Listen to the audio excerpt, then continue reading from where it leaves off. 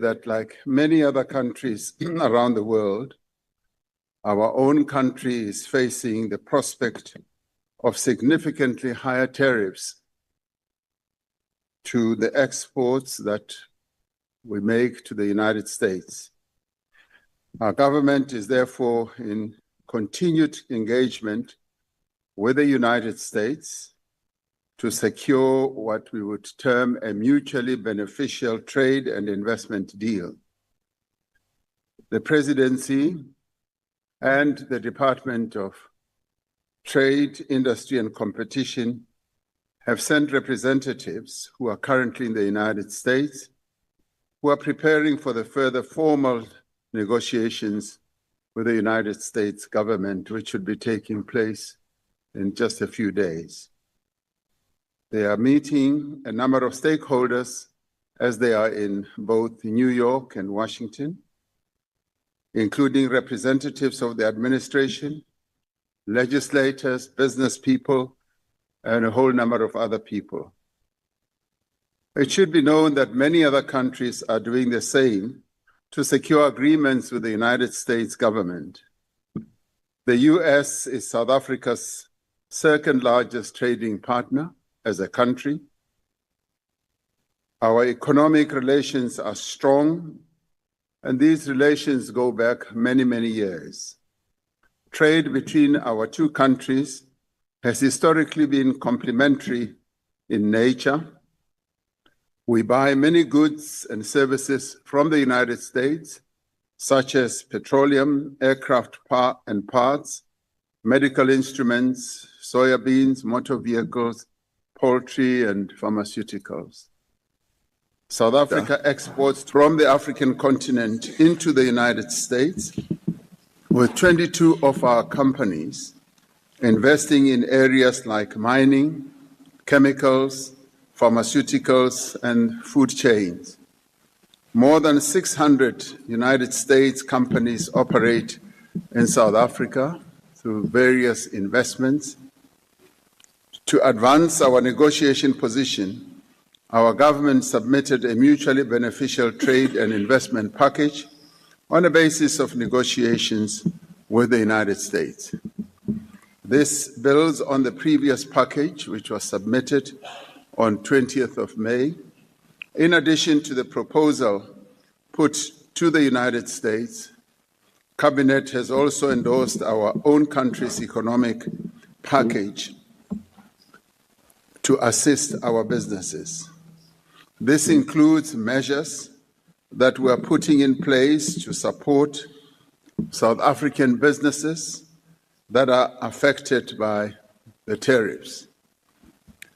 Government has decided that in response to the United States' position on tariffs, South Africa should take this as an opportunity to diversify our export market platform for increased resilience and to facilitate the entry into alternative markets for affected exporters.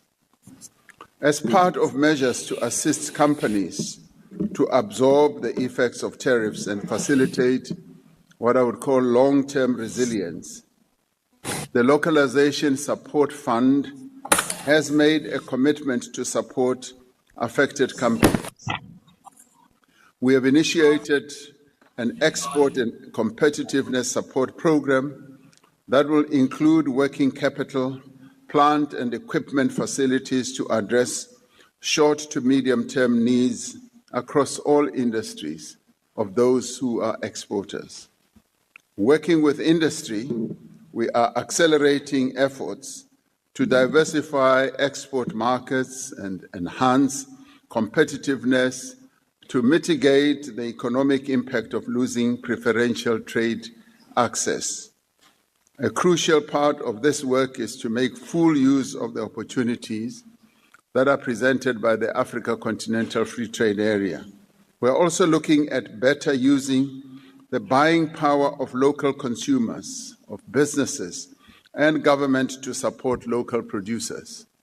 South Africa is responding to the imposition of these tariffs by the United States by intensifying its own engagement with the US administration. We are working to stabilize diplomatic relations, and we are introducing a range of measures to make South African companies more resilient. We do believe that this is the best course we should take, and in a way it is double-pronged. We negotiate with the United States, but at the same time, we encourage our companies to use this as an opportunity to start seeking out other markets. And to enhance this, we are involved in various visits to other countries, trade missions, if you like. The President, the Deputy President, and ministers are scouring the world, going from place to place, country to country, seeking to open channels and markets for our South African products. Some areas we have not really fully exploited in the past, but we have now started doing so. A case in point, for instance, is Latin America. We have not, beyond just Brazil, gone full force into Latin America, and they are interested in dealing with us. Asia is also a huge market that is waiting. So is the Middle East. So this gives us a great opportunity to open up new markets, an opportunity that we are exploiting. Thank you. Thank you, Mr. President. I will now ask for supplementary question from Honorable J.S. Malima, who's on virtual platform. Thank you very much, Speaker. Mr. President, following Trump's tariffs on the country, our approach has been that of appeasement and almost tantamount to begging. You created an impression of us crawling on the floor and begging and cementing our place as a very junior partner to the US. You have juniorized this country and it has lost its status globally. We do this while countries such as China, Canada, and the EU announced retaliatory tariffs against the US. I know that we import finished products from the US while we largely export our raw materials such as platinum, gold, and raw aluminium, all of which are central to the US economy. Instead of appeasing the maniac, why have we not stood firm and imposed own retaliatory tariffs against Trump while looking to open up trade with our BRICS partners and the rest of the countries of the Global South? I thank you. Thank you, Honorable President. Thank you. Should I go on? Thank you. Yes, President, you can go on. Thank you. Thank you, Honorable Speaker. Yes, there are various options that countries can elect to respond to the unfair tariffs that have been, I would say, the world. A number of countries have sought to engage in negotiations with the US government, and some of those have been fairly large economies that are currently in negotiations with the United States. And we have chosen the route of engaging the United States. They said that they have a deficit, but we argue that they don't have a deficit, and that requires that we should actually sit down and negotiate these issues. And in sitting down, we've come to the conclusion that we will find good answers to be able to take matters forward. And let me say, our response has also been informed by engagement with our own private sector. Our own private sector as exporters, as well as importers, have been very much involved in crafting the response that we have offered to the United States, including the trade union movement. And it's all very well to say what we should have done is to retaliate, and in retaliation, you've got to be absolutely clear whether you will be able to achieve precisely what you need to achieve. We believe that we are on the right course, a course that should end up with a mutually beneficial outcome. The United States is our second largest trading partner, accounting for hundreds of thousands of workers who are employed here. The 600 US companies that are doing business in South Africa employ many people, and it is the interests of these many people that we as a government have to take care of before we engage in a war that may not yield the results that we want.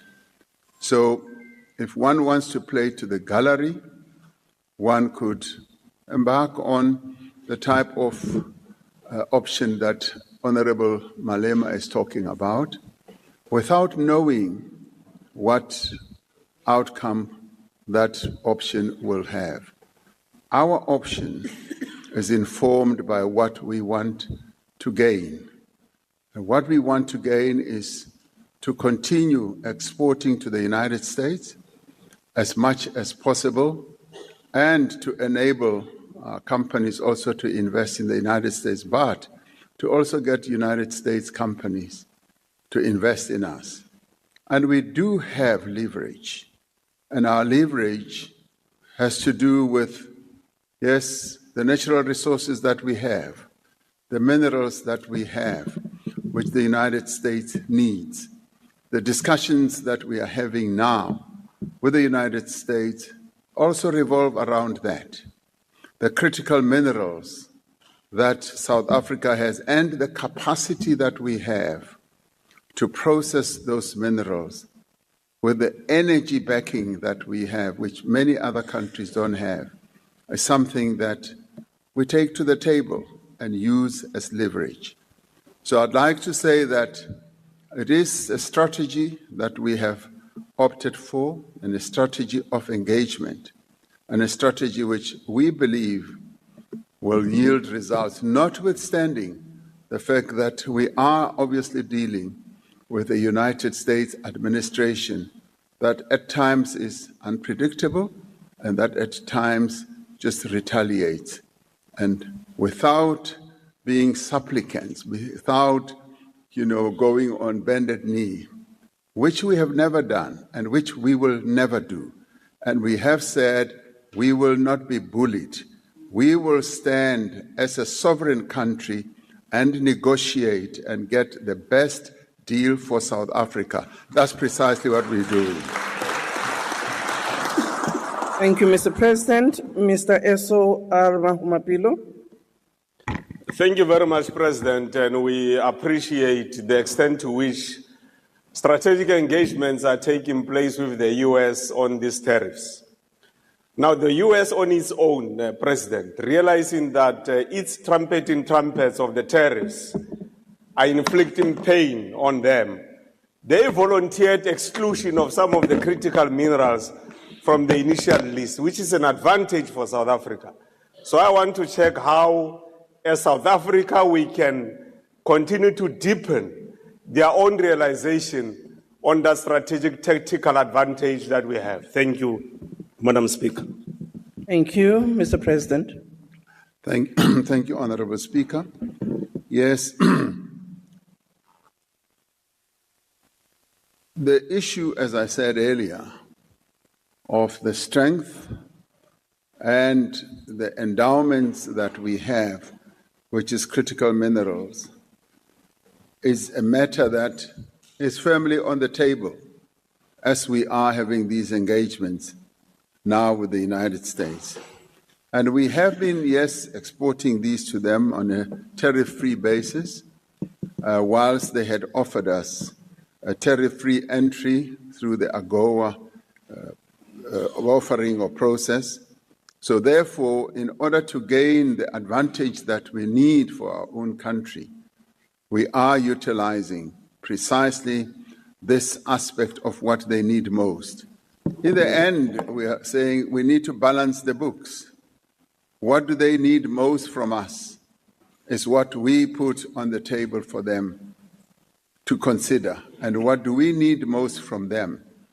And in balancing these two issues, we then believe that we will be able to come up with a fairly well-balanced negotiation that goes beyond just what they are focusing on, imposition of a 30% tariff regime on us.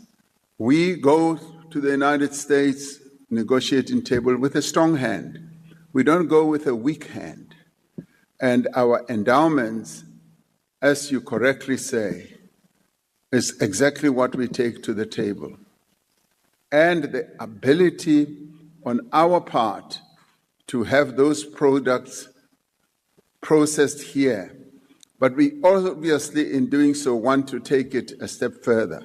And we want to be able, and that's what we are insisting on, that even as we may well want to export the critical minerals, we want them to leave the shores of South Africa as finished products so that we beneficiate what we will finally sell to them.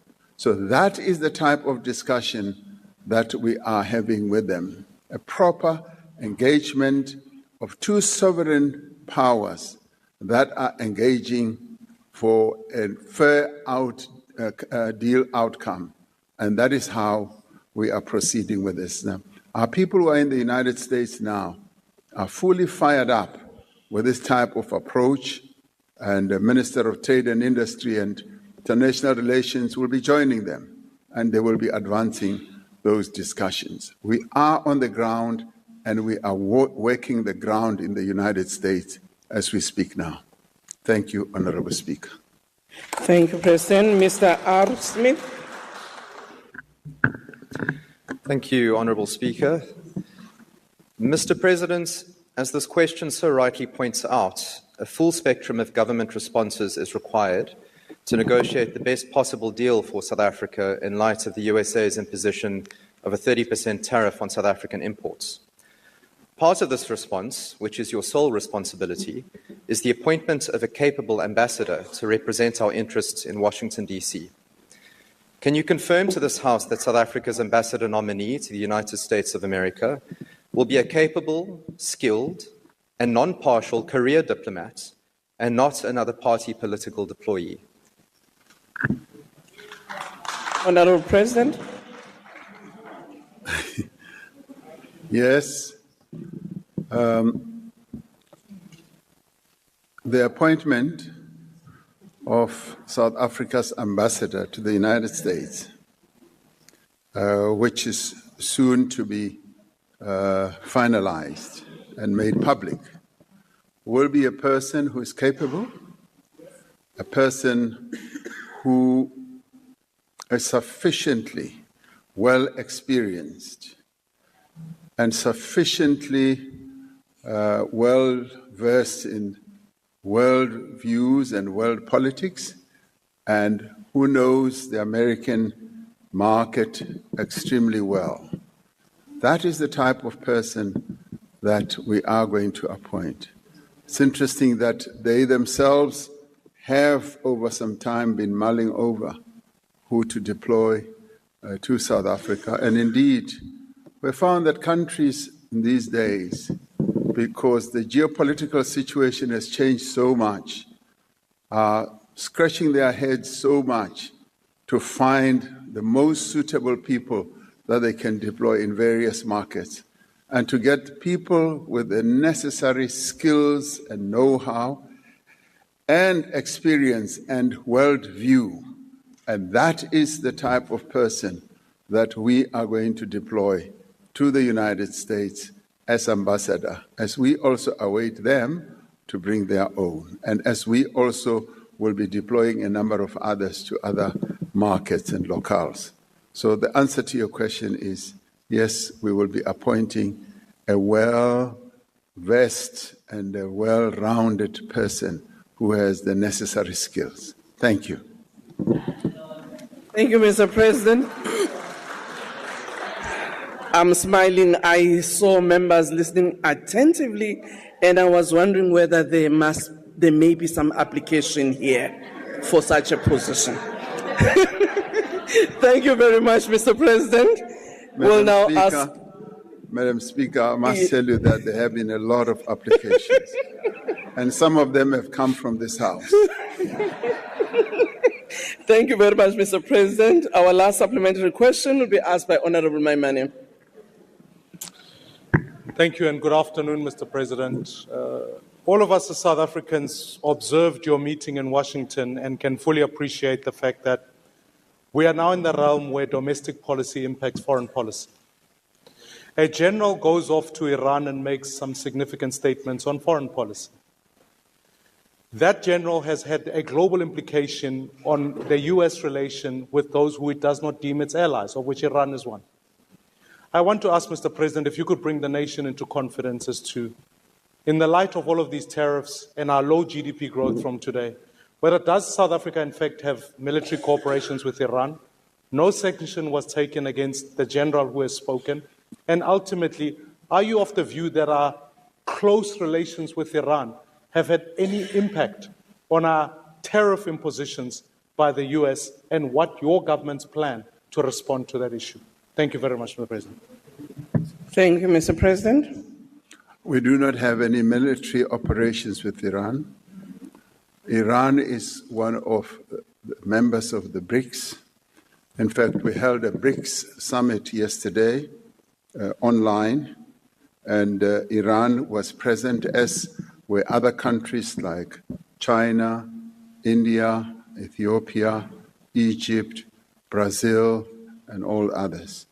So we are together members of BRICS, and in dealing with Iran, we deal with them also as a sovereign country that is dealing with the various issues and challenges as it is doing, like ourselves.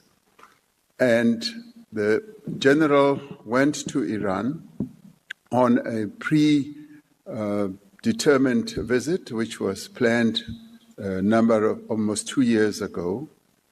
And I had a long discussion with him, and we both agreed that the timing could have been managed differently. And he conceded that because of what is happening globally. And that in itself demonstrated to me, as he himself conceded, that the timing could have been different, and that what he said in Iran really was an expression of the continued relations that have existed between our two countries. And in the end, the relations we have no impact whatsoever, and should have no impact with our relations with other countries. And we respect and deeply respect the relations that other countries have with whoever in the world. And similarly, we say the same should obtain with us. There was a time when we were lambasted for even having any relationship with Russia, as it was involved in a war with Iran. And now of late, Honorable Maimane, nearly everyone comes to us and says, could you kindly impart a message to President Putin?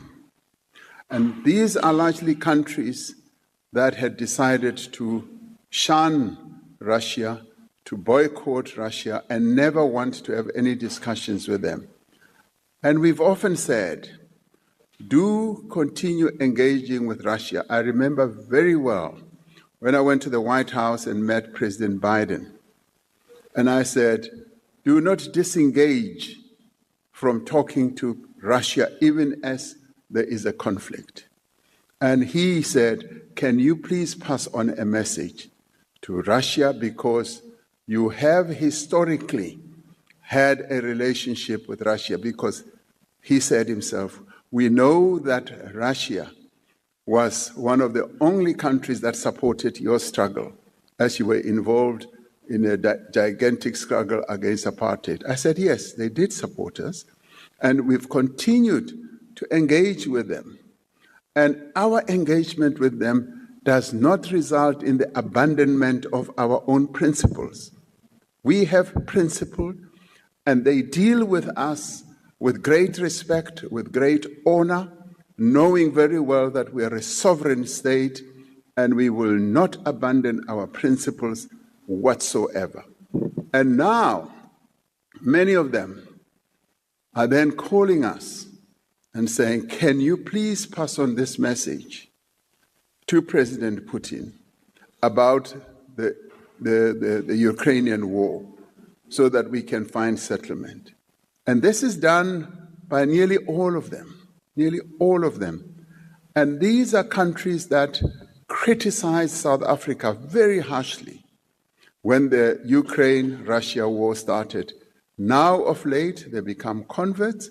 They now come to us and ask us to pass on messages and to see how best we can work for peace. Now, the position we've always had is that we, in pursuing peaceful outcomes, will talk to all parties. We will talk to those who are belligerents in any conflict, and we will adhere to our principles, and our principles are to make peace, to make sure that there is peace in the world and all conflicts are resolved peacefully. So our standing as a country has been greatly enhanced. Much as others say our standing has been dashed, it has actually been greatly enhanced as many countries want to talk to us and see how best we can get involved in settling a variety of conflicts around the world. So the Iranian case is a case in point, and we've been very clear in our dealings that they are principled, and we will always adhere to our own principles and values and never abandon those. Thank you, Honorable Speaker. Thank you, Mr. President. We are now moving to the second question, question 14, that has been asked by Honorable M. Ntuli.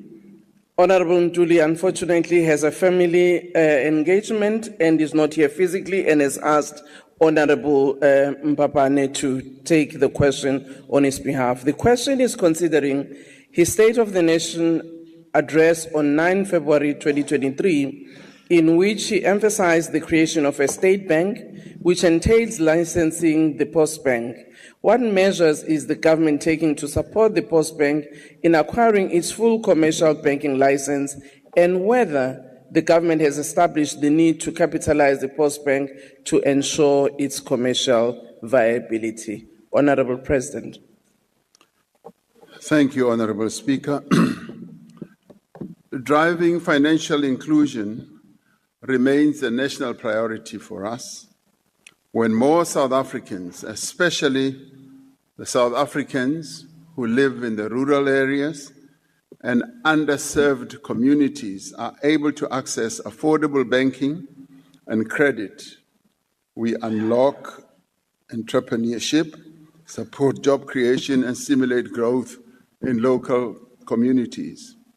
Now, financial inclusion also empowers youth and women-owned enterprises, but it also narrows inequality and builds resilience in households and communities as well.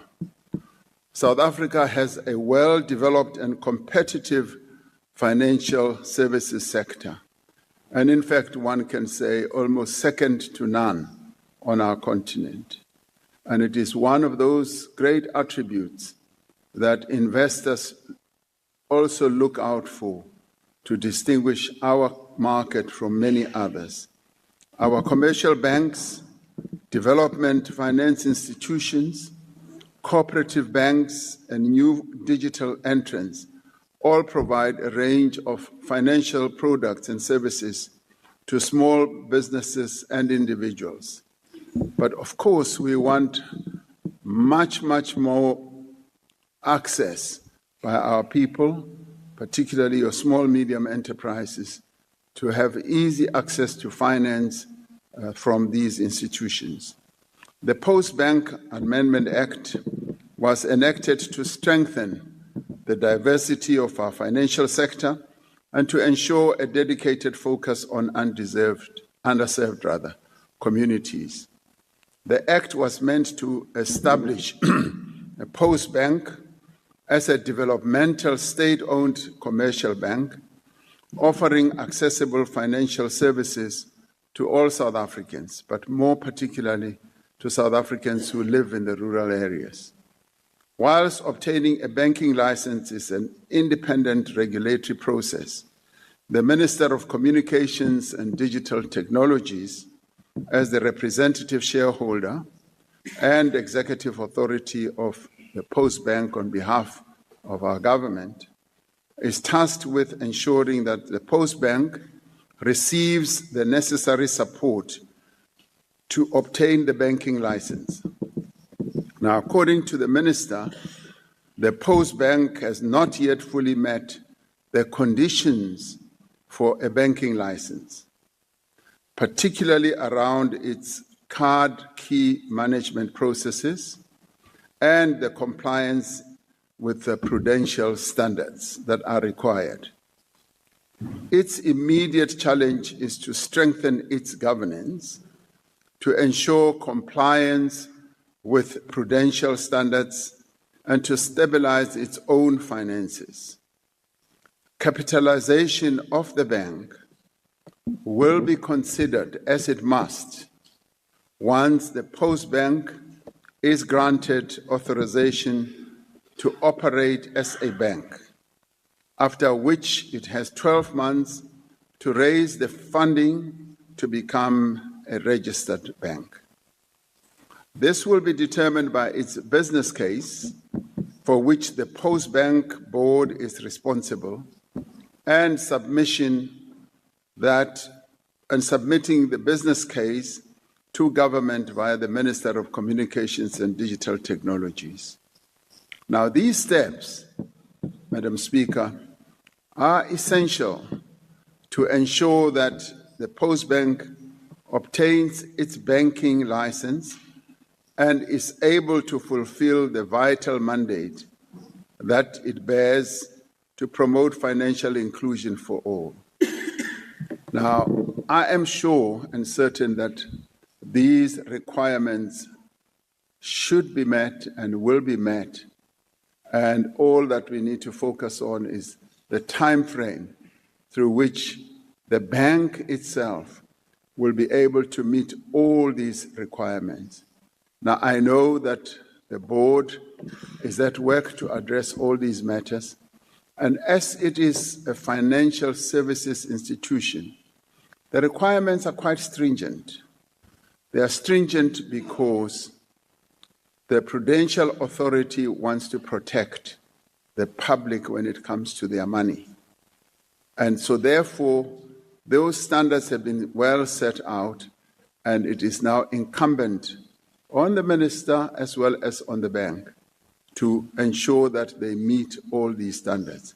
And once these standards are met, then the bank will be able to offer all the services as a registered entity.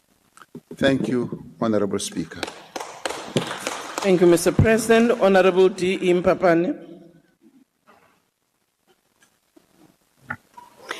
Thank you very much, Honorable President, for the comprehensive response to this question. One of the measures that has enabled the Postbank to obtain exemption in terms of the Banks Act to implement its commercial strategy and ensure its viability in the interim is the Master's Service Agreement with SASSA for the payment of social and SRD grants to beneficiaries. The Department of Social Development and SASSA has indicated that they will terminate the MSA agreement. The effect of losing the master service agreement with SASSA could place the bank at risk of insolvency and possibly going under liquidation, which could see the bank retrenching over 250 employees and not obtaining its full commercial license. What is government doing to avert the risks that are associated with this, with the termination of this agreement. Thank you. Thank you, Honorable President. Now, according to SASSA, the agreement it had with the Postbank no longer serves any purpose, and that is why that agreement is to be terminated. It is said that since the termination of cash pay points and other over-the-counter services at the post office and the removal of the post office as a recognized grant payment channel, the agreement is no longer relevant. The department is, however, in discussions, and this has involved a multi-departmental type of discussion to try and forestall this whole fallout. In the end, your SASSA beneficiaries will not be affected because they will continue with their own accounts. But the operation of the post office itself is what is currently under discussion to ensure that we forestall the total collapse of the post office. Now, indeed, the Postbank has to meet a number of requirements, and we have said that these should be met on an urgent basis so that we can see how best we begin to address the whole issue of capitalization. Thank you, Honorable Speaker. Thank you, Honorable Maoto. I will take the question. Thank you very much, Speaker. President, in terms of the statement released by the South African Reserve Bank on the 25th August, we know that the Postbank is still a designated clearing system participant and not a fully fledged bank. Yes, we've heard you that we're in the process of establishing it as a fully fledged bank. But in 2018, we introduced a bank amendment bill in terms of which we proposed that the bank should be a fully fledged state bank. Further, we proposed that the public service bank be established using the asset base of the African Bank, which is largely owned by the South African Reserve Bank and the GEPF. While your party rejected the bill back then, and given your belated delays of the state bank, would you be in support of the sort of the interventions we proposed in the bank's amendment bill today in order to boost the capacity of the state to facilitate ease of banking and give it trust for the state-led banking services that prioritize development? Thank you. Thank you, Honorable President. Thank you. The issue of a state bank has been a topic of great discussion amongst all of us. And there is general agreement that there should be a state bank. The whole question is really how do we then move forward to put it together?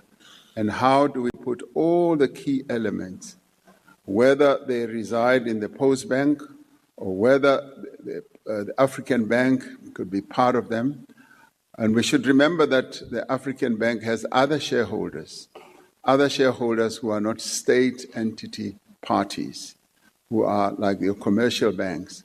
So all those entities now need to be properly synchronized to ensure that we do utilize whatever assets that there are to create a state bank.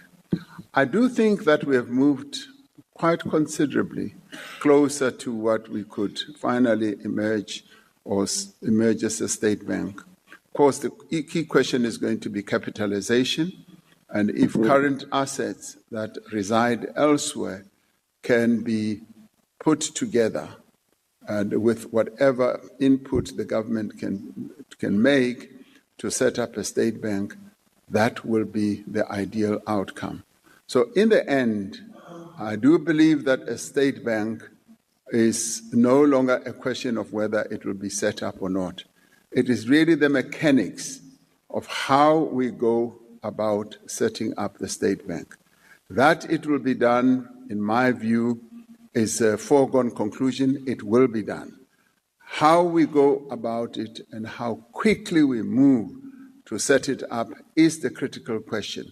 And it is a question that I believe is being addressed both by Treasury, by the Central Bank, and also a number of other entities as well as ministries. So a state bank is something that is going to happen. Thank you. Thank you, Mr. President. Honorable MC Mafakane.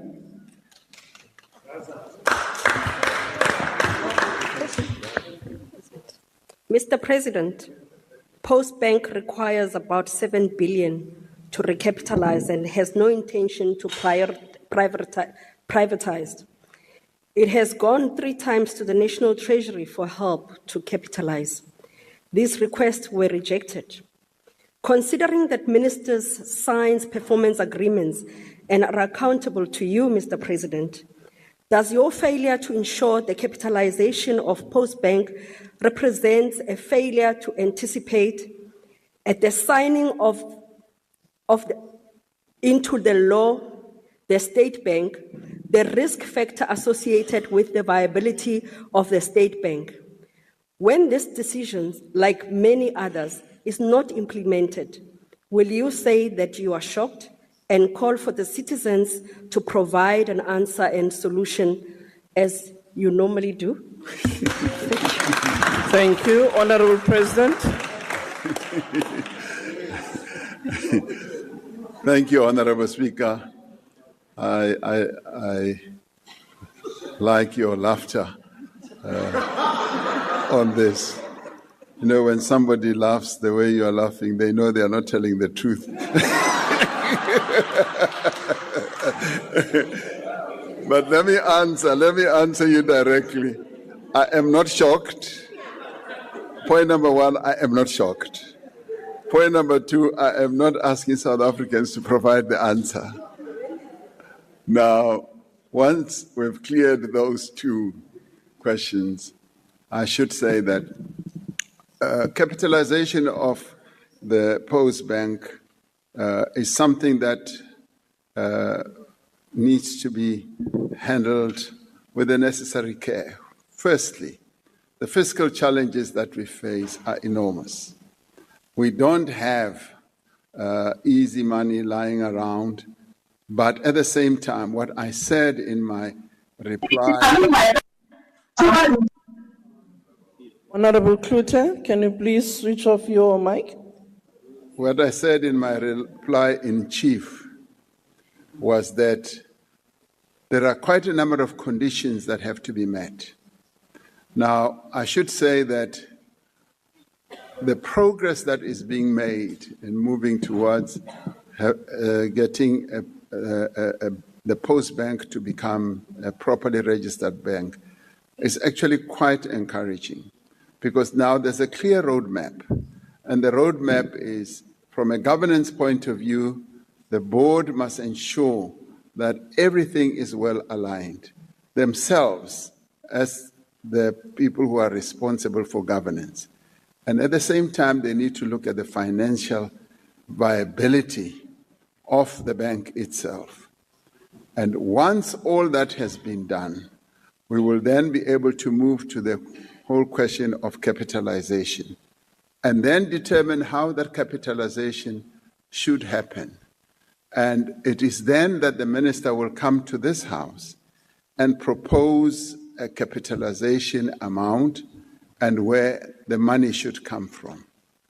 That we want to move towards setting up the Postbank as a registered bank is a given. And all we need to do is to ensure that all these other matters that are regulatory, that have to do with governance, and that have to do with financial prudency are all attended to. Remembering that the Postbank in the end is going to be managing public money. And we therefore ourselves need to be absolutely certain that this bank will operate in terms of the laws, in terms of the regulations that we have that govern banking in South Africa. So I do hope And I do believe that that will happen.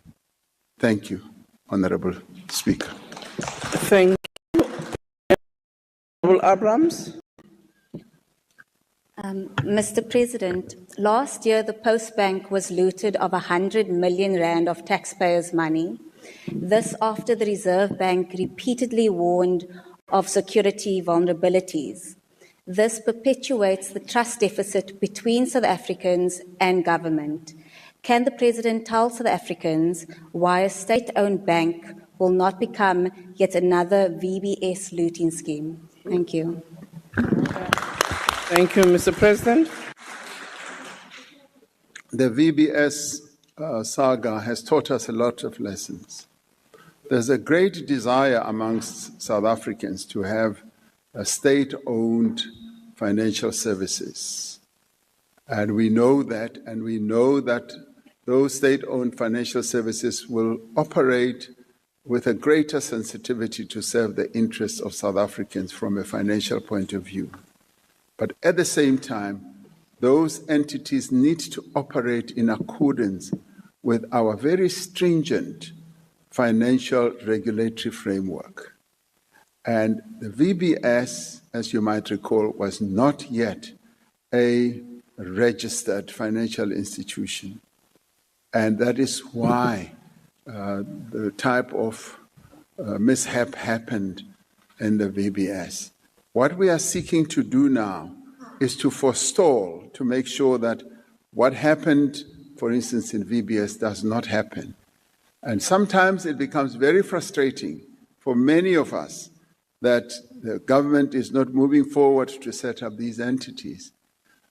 And the frustration is something I can understand, but we must also understand that we've got to be absolutely careful because this is about managing public money.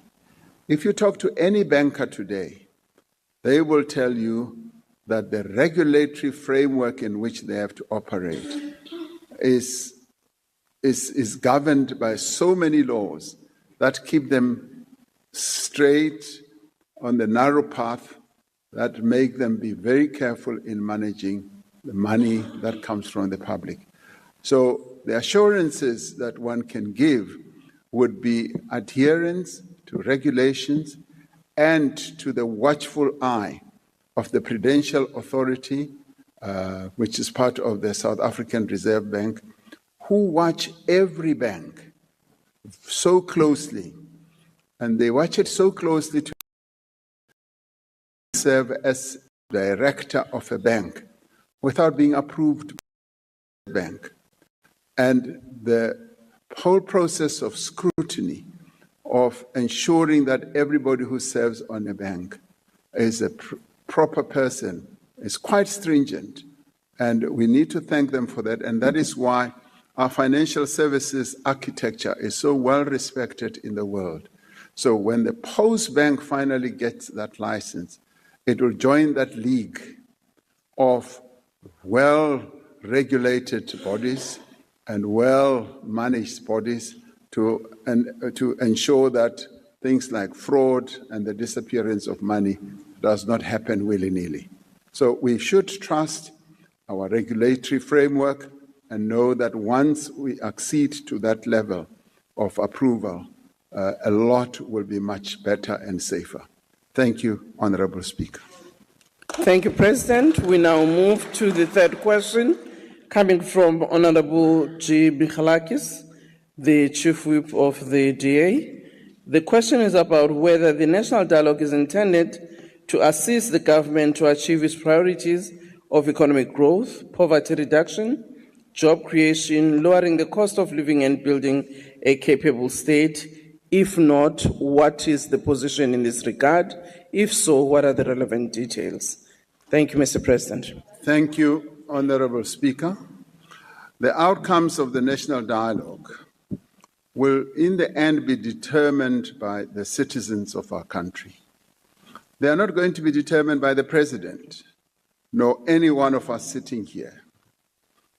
National dialogue should be seen as a structured process where the citizens of our country, together with political actors, civil society, and other stakeholders, come together to deliberate on the future of their own country, to debate on the South Africa they want.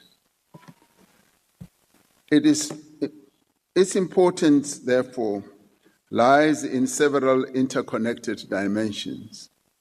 The national dialogue is aimed at giving ordinary South Africans a voice to articulate precisely the South Africa that they wish to have and how they participate in crafting the solutions for the country.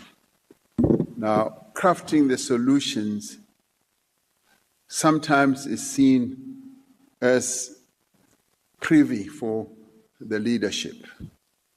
And that is why when I addressed the national dialogue, I asked the people of South Africa a number of questions that they should also participate in answering. And a wave of criticism has come my way when I sought to elicit real participation so that as South Africans, we must ask ourselves those very important questions. And we must, yes, as ordinary South Africans must. Why does the tariff water?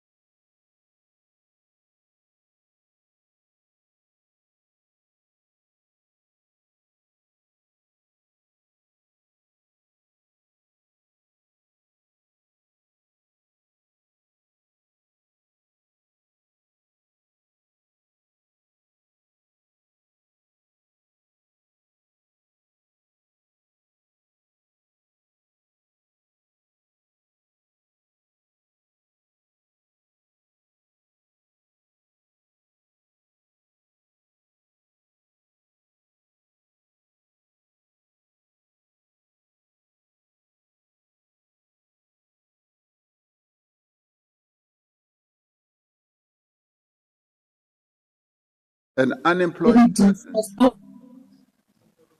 Order, Mr. President, if you can take a seat. I'm advised there's the question on the platform. Honorable Skosana, what is your question? Ngiyabonga kakhulu Benhlalo somlomo. Is it a point of order? Ngithi ke in point of order the president is misleading the house. Honorable member, under which rule are you raising your point of order? Rule number 85. No, honorable member. Can you please close your mic so that we can continue? Thank you, Honorable President. I was enjoying the rest. Honorable Speaker, also among the represented organizations were people in the media, in sports, arts and culture, justice, peace, governance, democracy, and human rights. That was the collection of people who were at the National Convention. In many ways, the National Convention reflected the broad and vibrant diversity of our society. Whether people like it or not, that was the reality that was represented at the National Dialogue, at the convention rather. The first convention was a great success by any country, where delegates endorsed the need for the value of a national dialogue. The convention agreed on key themes for the national dialogue, understanding that citizens will be able to raise any issues that they want. The 9 broad themes that were identified were building a dynamic, inclusive economy that will create jobs and improve livelihoods, tackling crime and corruption, winning the future through education and a healthy nation, fixing the state and making the constitution work for our people, building South African values, culture, and strengthening our social fabric, advancing gender equality and ending gender-based violence and femicide, dealing with intergenerational trauma and healing, promoting environmental justice, advancing land and mineral rights.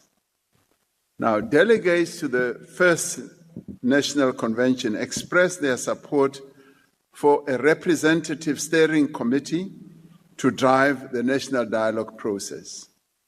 Now, over the next 3 weeks, organizations involved in the 32 identified sectors have been meeting amongst themselves to nominate their own representatives to the steering committee.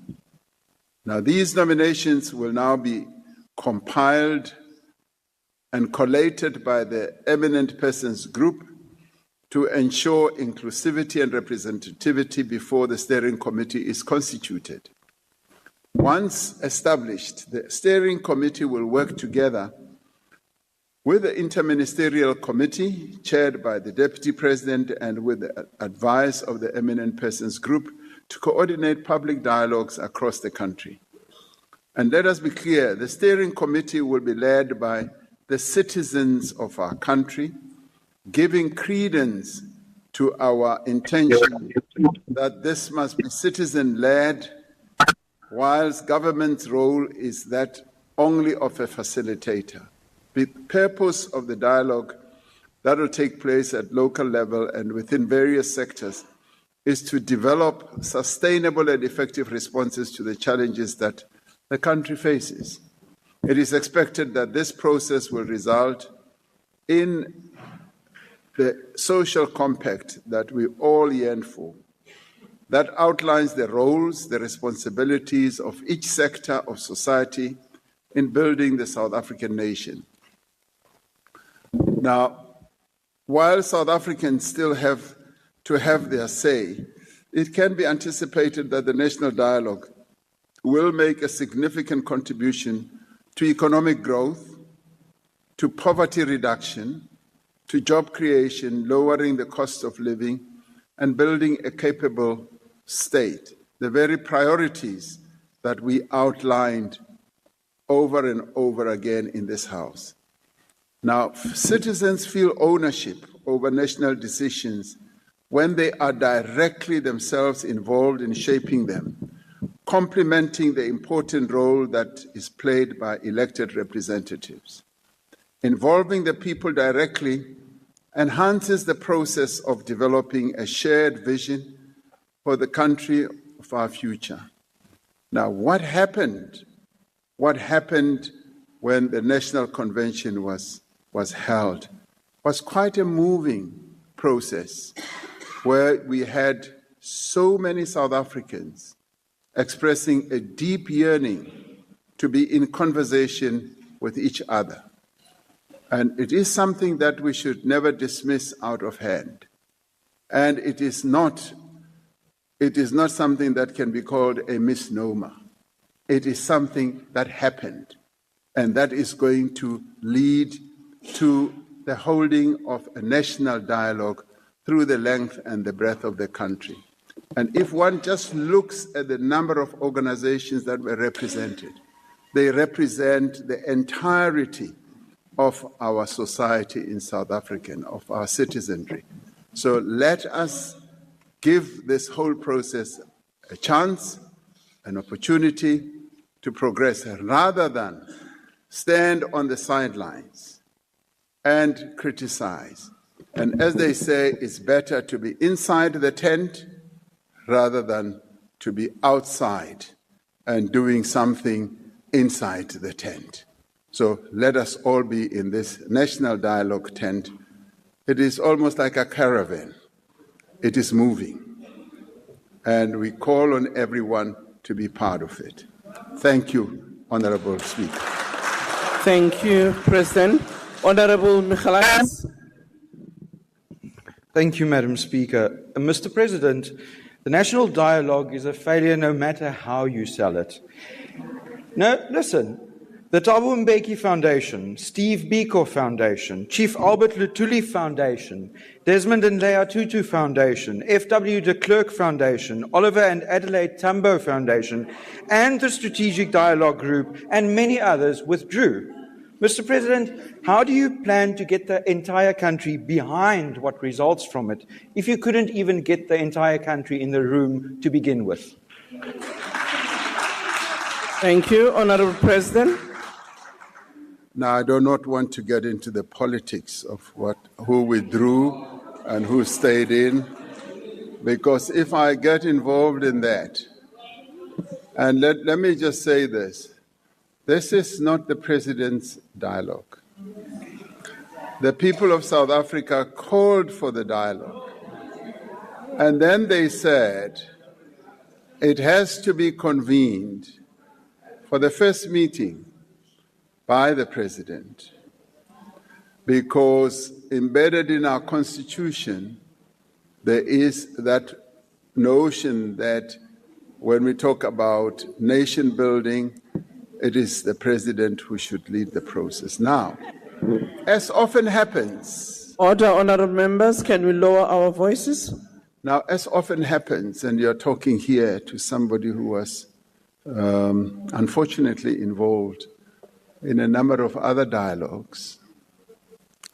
You know, we had the peace process in our country when the country was dogged with a lot of violence. A number of South Africans got together and said we should have a peace summit. And when that was held, a number of other people did not participate. But a peace pact was framed, and it helped to bring down the levels of violence in the country. When we were moving forward to democratize our country, I remember very clearly we held a convention for a democratic future, which brought together a number of organizations. Many others did not participate. That Convention for a Democratic Future helped to craft the path towards negotiations. When the multi-party negotiations happened, starting with CODESA, a number of other entities that did not participate, but it still resulted in the caravan moving forward. When the multi-party negotiations happened for a new constitution, a number of parties did not participate. And these were parties of great weight, of real big influence. They didn't participate, but the caravan moved on and finally produced the constitution that we now have. And the process of drafting that constitution was so broad and so inclusive. The drafters went throughout the country to involve a number of South African citizens. So it often happens, we're experienced with this, that when national processes happen, there will be those who will decry that they have not been included, and there will be those who say this is irrelevant, and there will be those who say we don't want to participate, but the majority always participate, and they move the process forward. So in this case, in this case, I am hopeful, much as, truth be told, much as I now have nothing to do with the dialogue, because the dialogue is now being led by a steering committee of which I am not a member. This dialogue is now going to be taken forward by those people who believe that this process should be theirs. And all we will do as government will play a supportive role of financing their various activities. And in many ways, that caravan is going to move on, whether people like it or not. And those who may have an inclination to now want to be part of it and join in, I'm told that they will always find the door open. And the caravan will stop for a while to allow them to climb on, and then it will continue moving on. Thank you, Honorable Speaker. Thank you, Honorable President. Honorable members on the virtual platform, really, please help us to make sure that we move with the process of the question and not disadvantage other members who still have their questions. And I think it is important that we note that let's not be disruptive. Can I ask Honorable Ismail Musa? Order, honorable members. Thank you, Honorable Speaker. His Excellency, the Honorable President Cyril Ramaphosa, thank you so much for the opportunity. Considering the widespread public perception of a lack of trust at grassroots level in government, and noting that NGOs and civil society organizations are playing a pivotal role in supporting communities where government capacity falls short, it is concerning that their pivotal role was not adequately prior engaged, recognized, or included in the national dialogue. So may I ask you, Honorable President, does the national dialogue intend to broaden its engagements to meaningfully include grassroots and civil society organizations at its top structures so that the process is more adequately and genuinely people-driven? In the interest of our South African citizens, given the urgent realities faced by millions of South Africans... Thank you. Your time is up, Honourable Member. I'm sure the President had picked up at least one question that you asked. Honourable President. Thank you, Honourable Speaker. As I am no longer involved in the whole process of the national dialogue, I'm told that one of the key principles that the National Dialogue Steering Committee will seek to adhere to is inclusivity, to make sure that as many organizations as possible at grassroots level, in the rural areas, in the urban areas, that will be organized according to sectors, do participate. And already I'm told that those sectors are meeting as we speak. They are finalizing as sectors their own representatives, be it in the sporting fraternity and even its subsectors. It could be rugby, it could be football, it could be tennis, it could be whatever, and various others. It could be traditional leaders, it could be all other sectors. It could be medical, it could be legal. They will all be meeting right now and identifying those who can be selected to come onto the steering committee. I do believe that it might well be a fairly large steering committee that will seek to be representative of the people of South Africa, of various sectors to which our people coalesce around. So the fear that others will be excluded should really be waylaid, because in the end, we want this dialogue process to be as inclusive as possible, and it must be people-driven. It must be driven right from the grassroots level. And people must be able to speak out their own minds. I envisage that in the end, we will have even, and this is what I am going to be calling for and encouraging, that we should even have at universities level, at school level, national dialogue days where young people come together and discuss precisely what South Africa they want to inherit going forward. They themselves must have those types of discussions.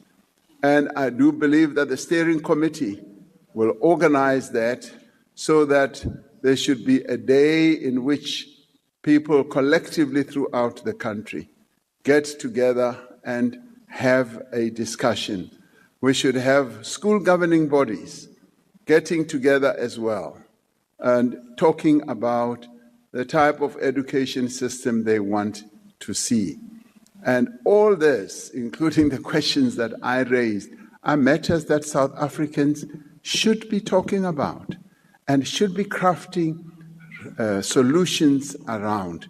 It must be a people-driven process, not a top-down type of process. It must be from bottom right to the top. That is how inclusivity in the end will be achieved. Thank you, Honorable Speaker. Thank you, Honorable President. Honorable Reverend Misha. Thank you, Speaker. Dumela mo Presidente.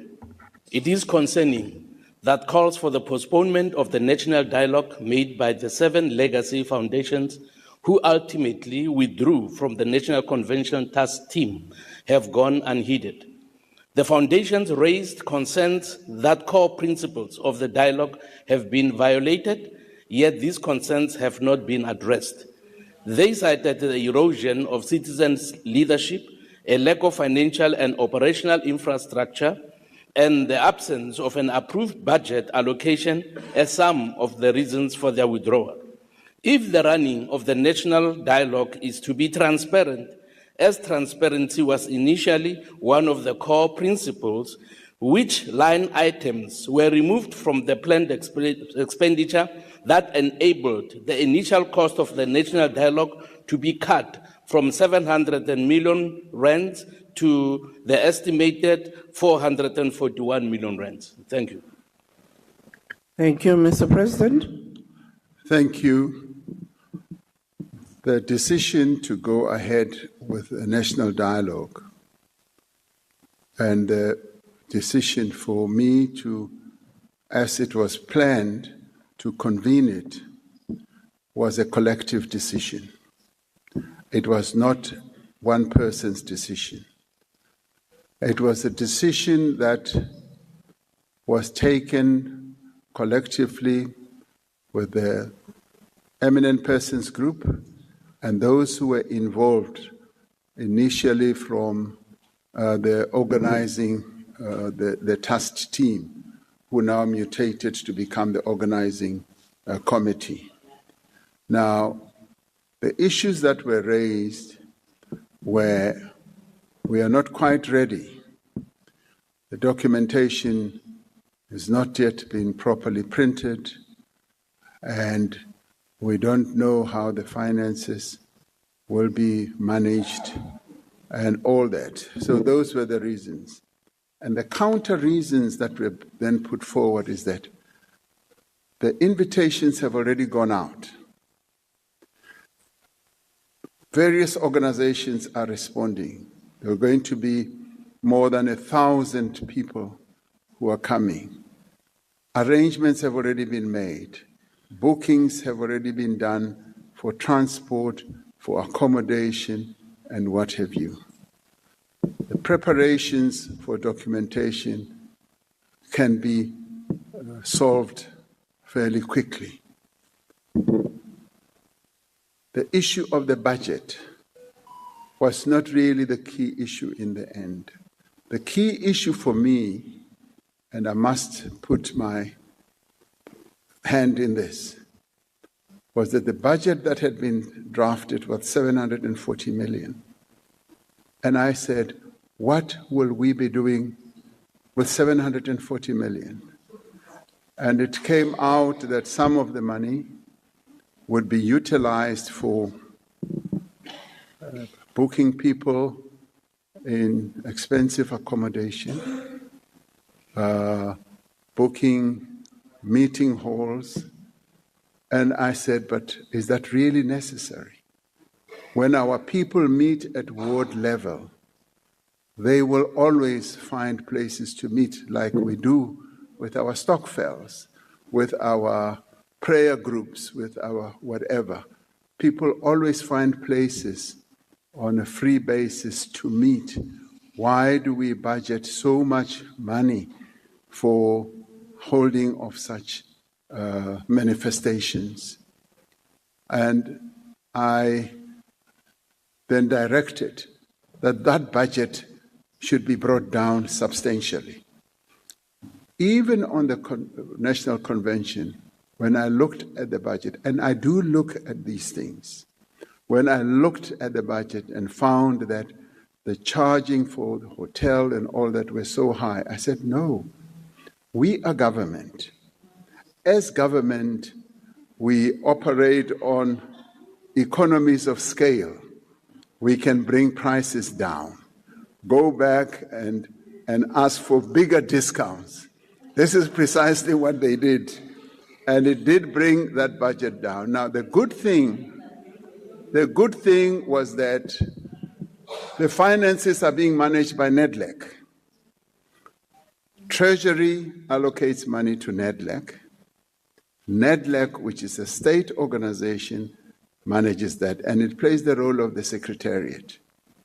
And that, for me, is very comforting, to ensure that what people feared, that money will disappear, should, to a large extent, be curtailed, and that we should keep a hawk's eye on how the money is utilized.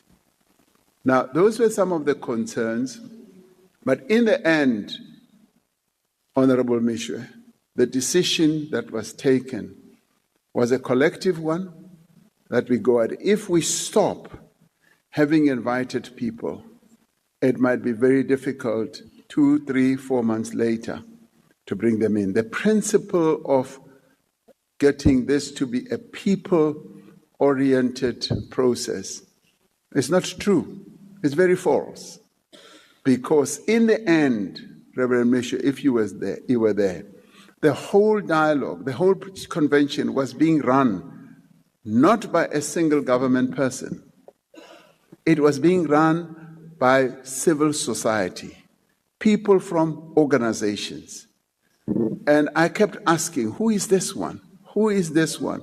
Because I didn't know them. And to me, that was a joy, that we've got people who are not the known names who are running. The deputy president was not the chairperson of the dialogue. And we had no minister who was the chairperson of the dialogue. It was ordinary South Africans. And that whole process is now going to be transposed to how it happens at the local level. And I have insisted that from a government point of view, it must be hands-off. Hands-off. The only time we will need to get involved is to delineate the money and to make sure that the money process is being well handled through NEDLEC. So government hands off, our people are in charge, and I trust our people to deliver the product that the people of South Africa need. And that is why the dialogue then went on. And let me add, Reverend Mishwe, the eminent persons group delegation was there. Most of them were there. Bishop Lekhanyane was there. He sat throughout the process. And the various other leaders of the EPG, they were there. And they were overseeing and also hands-off as it was being directed by ordinary people. So I derived a lot of joy, and I'm waiting for the report. that you too will get. So, key hands off government, key hands on our people. Thank you very much. Thank you, President.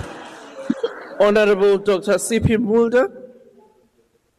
Thank you, Honorable Speaker. Honorable President, I will want to make 3 quick points and then a question. The first point I would like to make is you refer to the questions that you've asked during the convention. And I think South Africans did not ask the questions because they know the answers. They expected the President to reply and to say why these things are there and why they were not differently. The second point I would like to make is, I think it's common cause that the majority of South Africans were not represented. If you purely look at the parties represented in Parliament who did not participate in terms of their support, it's quite clear, never mind trade unions, that the majority were not represented. And lastly, the problem with regard to the outcomes that you referred to, I'm not aware that any decisions were taken at the convention. My question is the following. The original question dealt with possible outcomes, and it referred specifically to economic growth, job creation, etc. And we have had some interaction. Thank you, Honorable Mulder. Your time is up. The question I would like to ask is this. Your time is very clear on behalf of the presidency, but also Honorable Mulder, that you are not going to support those kind of switch off your mic? If the dialogue comes out and says these things should be done, will your government implement those changes? Thank you, ma'am. We didn't hear most of your question. Madam, I switched off my mic a long time ago. IT, can you please switch off Honorable Mulder? I have switched off. Mr. President, you can answer a question you had because it was very difficult. Thank you, Honorable Speaker. It was very difficult to hear, and whatever I might answer might not entirely answer the questions that he might have had. But to the extent that I had, Honorable Mulder seems to be saying that the majority of parties represented in Parliament are not participating in the dialogue. That may well be so, but there are some parties that are in Parliament that are represented in the whole process of the national dialogue. And as I said earlier, at times when we hold national manifestations, there are those who choose not to participate. And I think, past just begging them to participate, we can never, as the English say, take a horse to the river and force it to drink. And I'm expecting that with time, as they see this process unfolding, they may well want to participate. But in the end, the value of South Africans talking to each other, and let me be clear, let me be very clear, it is South Africans who will be talking to each other, meeting at ward level, where even our voters, the people who voted for us, are represented. So they will be talking. And they will not even be, cajoled not to talk. They will opt to go to those meetings and participate. So it is to the detriment of us who are sitting here to say, no, we are not going to participate because of this and this and that. I often, and I referred to this with regard to the Pan-Africanist Congress. Their message to me was quite heartwarming because the president of their Pan-Africanist Congress came to me and said, Mr. President, we as the PAC have always shunned and stayed away from various national manifestations. And we now realize that with our absence, our voice was not heard. And now we want to be there because we want our voice as the PAC to be heard. And I took that to heart, and I said, that is precisely what the South African response should be, that we should participate. Because you know what? Your own members, your own voters are going to participate at grassroots level. They are going to go to those ward meetings. Unless, of course, as a party, you issue a directive that do not participate. And maybe all you should ever say is that if you see the president in any of those, don't go. I promise you, I'm not going to be there, so they should go. So I do hope that various parties will find their way clear, and those who are staying out will find their way clear to participate.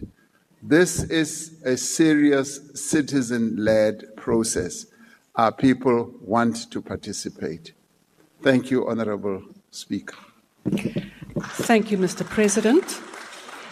The next question is question 16 and has been asked by the Honourable Modise Mpia.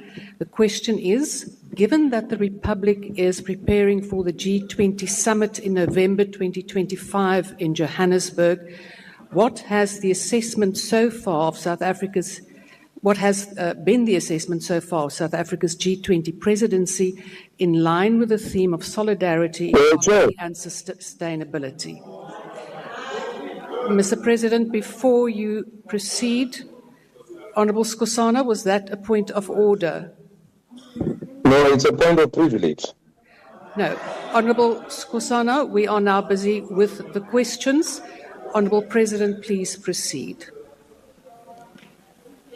Honourable Deputy Speaker, South Africa's G20 presidency under the theme Solidarity, Equality and Sustainability has received strong support from G20 members, also strong support from invited countries that are not members of the G20, whom we have chosen to invite, particularly those who are on our continent and immediate neighbors to us, as well as receiving great support from international organizations. South Africa's G20 presidency has entered its final 90 days. Approximately 87 of the 132 official meetings on the G20 calendar have already taken place. You might have seen some of these meetings taking place in various parts of our country, and I must immediately say that they've all been well organized, well run, and in this regard, we really thank our provinces. Our provinces have come out in the strongest way to be hosts of these various G20 meetings that have been held from as far afield to the Kruger National Park, to the Eastern Cape, Northwest, all over, in fact, all over the country, these meetings have taken place. So we thank also the people of South Africa for being great hosts themselves, because they have, in a number of ways, interfaced with the G20 colleagues who have come to our shores. And a number of these meetings have resulted in people who didn't know our country falling in love with our country and saying they will return on a holiday and they will come and see our country more closely. Now, these meetings address some of the most urgent and significant challenges facing the global community, demonstrating our firm commitment to finding sustainable and innovative solutions through dialogue, through collaboration, and through cooperation as well. The ongoing G20 discussions aim to advance, in the end, South Africa's overarching priorities. Now, these priorities are to strengthen disaster resilience and response, and we chose this because of the experience that we keep on having with regard to disasters. Year in and year out, 3 of our provinces continue to be befallen by terrible disasters that damage infrastructure, damage living abodes, and leading to loss of life and loss of assets and loss of livelihoods. And we want the G20 to address this. We also have wanted the G20 to address debt sustainability for low-income countries. Many of the low-income countries in the world suffer under the burden of heavy debt. And we wanted to mobilize finance for a just energy transition and also to harness critical minerals for inclusive growth and sustainable development. Those have been our clear objectives under the rubric of the themes that we have chosen: equality, sustainability, and solidarity. And for us to bring to the fore the concept of solidarity has been very important, particularly in the light of what is happening in the world. We are calling for solidarity, and it has demonstrated its sharp end through a number of countries now coming to the fore on a matter where we were so heavily criticized when we chose to support the struggle of the Palestinians, and where we said we are going to support them. We will, yes, take another country to the ICJ to stop, underline, to stop the atrocities that are happening there. A number of countries are now coming forward to express solidarity, and in many ways inspired by the position that we took, that solidarity is still an important value in the world, that we need to pledge solidarity with those who are suffering and those who are being horribly treated. So we are rather pleased that much as our theme was so heavily criticized, particularly from the global north, when they said a theme like diversity, inclusivity, and equality and equity should not even see the light of day in, say, the G20. We've forged ahead, and it's now being broadly accepted. South Africa is also championing broader and cross-cutting issues on all G20 working groups. Now, these include reform of the multilateral trading system and the international financing architecture, including strengthening of multinational development banks. While there is divergence on some issues, as is expected in multilateral engagements, there is support and strong support for that matter for South Africa's priorities among G20 members. Negotiations on the G20 Working Group ministerial declarations and outcomes are currently underway. You will recall that at the end of the G20, we need to have a declaration which in the main will be drafted by all participants, a declaration which South Africa is going to pilot to ensure that South African G20 declaration becomes the accepted outcome that will unite the world, or the G20. Most of the last round of ministerial meetings will be held in September and October, ahead of the Leaders' Summit, which will be held in November. Now, significant progress has been made, and a milestone was achieved with the holding of the third meeting of the G20 finance ministers and central bank governors in July 2025. Remembering that the G20 process really got started to address the financial crisis that the world faced some years ago. The meeting outcomes were agreed in a communique consented to by all parties. The meeting delivered productive and constructive discussions on Africa, the global economic outlook and the macroeconomic stability, the international financial architecture, sustainable finance and global health, infrastructure, tax, financial sector,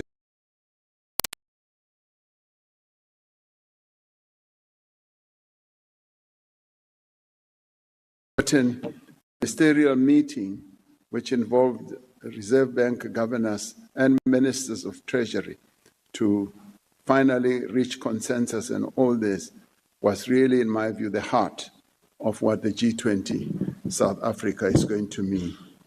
On the 29th of August, we launched the G20 Extraordinary Committee of Independent Experts on Global Wealth Inequality.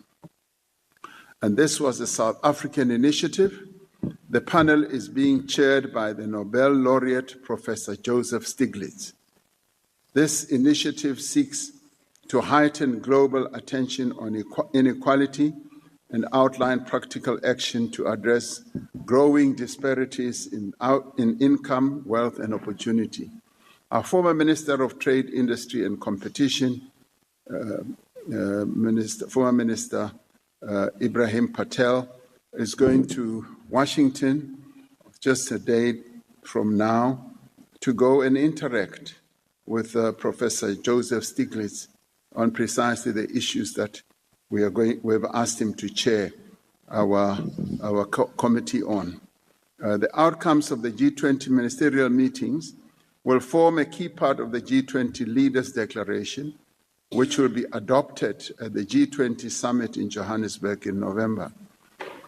South Africa aims to produce an ambitious Leaders' Declaration that will promote the development agenda of the Global South in general and the African continent in particular. So all in all, Madam Deputy Speaker, a great deal has been achieved. We are way beyond the halfway mark. We are now on the final stretch of the G20 South Africa's presidency. And so far, it's been really good. The discussions have been rich, they've been robust, and they've been well organized, which in many ways is a great feather on the hat of South Africa, that we've been able to hold these meetings without too much angst, without too much differences, but getting various countries to coalesce. Even those countries that initially boycotted some of the meetings, and this is the thing about boycotting meetings, even those that boycotted, they found that the meetings continue. The caravan moves on. The caravan did not stop. And when they wanted to come and attend, the caravan was stopped to enable them to come and attend. And they got on the caravan, and the caravan is moving on. That is what is happening. First supplementary question will be asked by the Honourable Modise Mpaya. Thank you, Deputy Speaker. Honourable President, as the African National Congress, we are encouraged and confident that the hosting of G20 brings global attention and will help attract foreign direct investment and will create opportunities in various sectors, as you have expressed. However, a lot of our people are uncertain and are asking the questions of how will the G20, as hosted by South Africa in 2025, benefit an ordinary persons on the streets, as well as help improve our economy and ensure that some of the opportunities created can be sustainable even beyond the event. The Honourable President. Thank you, Honourable Deputy Speaker. And of course, as we hold these big manifestations, everyone wants to see of what benefit is this going to be to us, and particularly at the individual level. The benefits are not something that will eventuate immediately. What this does do, though, particularly when it comes to the themes that we have identified and the priorities, these are processes that will finally turn the wheel of development to start getting the world to address all these issues. The G20 is an agglomeration of some of the big economy countries in the world.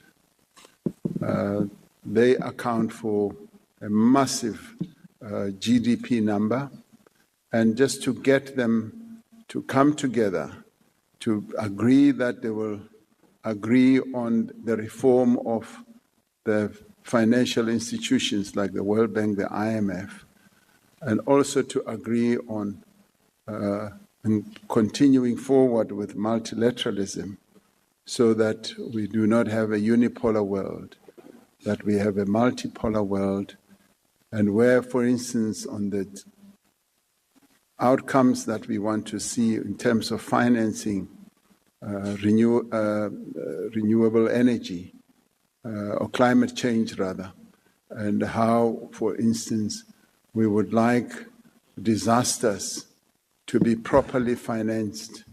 This, for us, is an important ambition as we face, as I said earlier, recurring disasters. So in time, the people who live on the eastern seaboard, in KZN, in the Eastern Cape, in the Southern Cape, who continue to suffer from climate change damage, we're hoping that through the decisions that will be taken, we'll then be able to get finance that is going to assist us with rebuilding. And obviously, we're also doing this for our own continent, for countries in the global south, but more particularly for Africa, that in the end there should be agreement on how countries that are suffering from a high debt burden can get cheaper loans to address their own developmental agendas.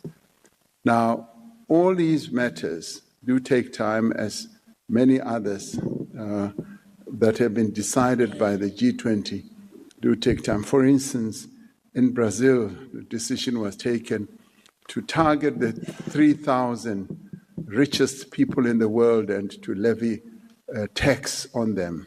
Now, that was agreed, and that work is now underway. It will admittedly take some time before it is finally put into place. But in the end, the taxation of those people will lead to higher taxes for the countries where they live, and in the end, it will result in development finance being present. So we, as South Africa, being positioned as a country that is hosting the G20 for the first time, we should be pleased that it positions our country as a very important country from an influence point of view, because we are up there with the many other nations, and we're able to influence decisions that will be taken by various multilateral organizations in the world. And as it is now, because we are G20 president, our views, our opinions are sought, and our word is heeded and listened to. So these are some of the key benefits that position our country at the top level of countries that operate in the world. And more so for us, it was more to focus on Africa and to focus on the global south, which has broadly been accepted, and also to focus on the Africa Continental Free Trade Area and to convince various countries that are part of the G20 that South Africa remains the gateway into the rest of the African continent, where if they want to set up operations, we are an investable destination. So from an investment point of view, it also showcases our country. It gives us an opportunity to talk about South Africa. And in fact, in all the meetings that have been held, all our ministers and our deputy ministers have done nothing but to showcase South Africa. And as we have held these meetings, we've taken them to places that showcase our country as well. And that has brought tourism in and will also bring future tourism. So the benefits can be multiplied in many ways. To say this will be the one thing that everyone will benefit from would be false on my part. But it's general benefit, and it's a good opportunity that we have. It's an opportunity that may only befall us or come to us possibly 20 years again from now.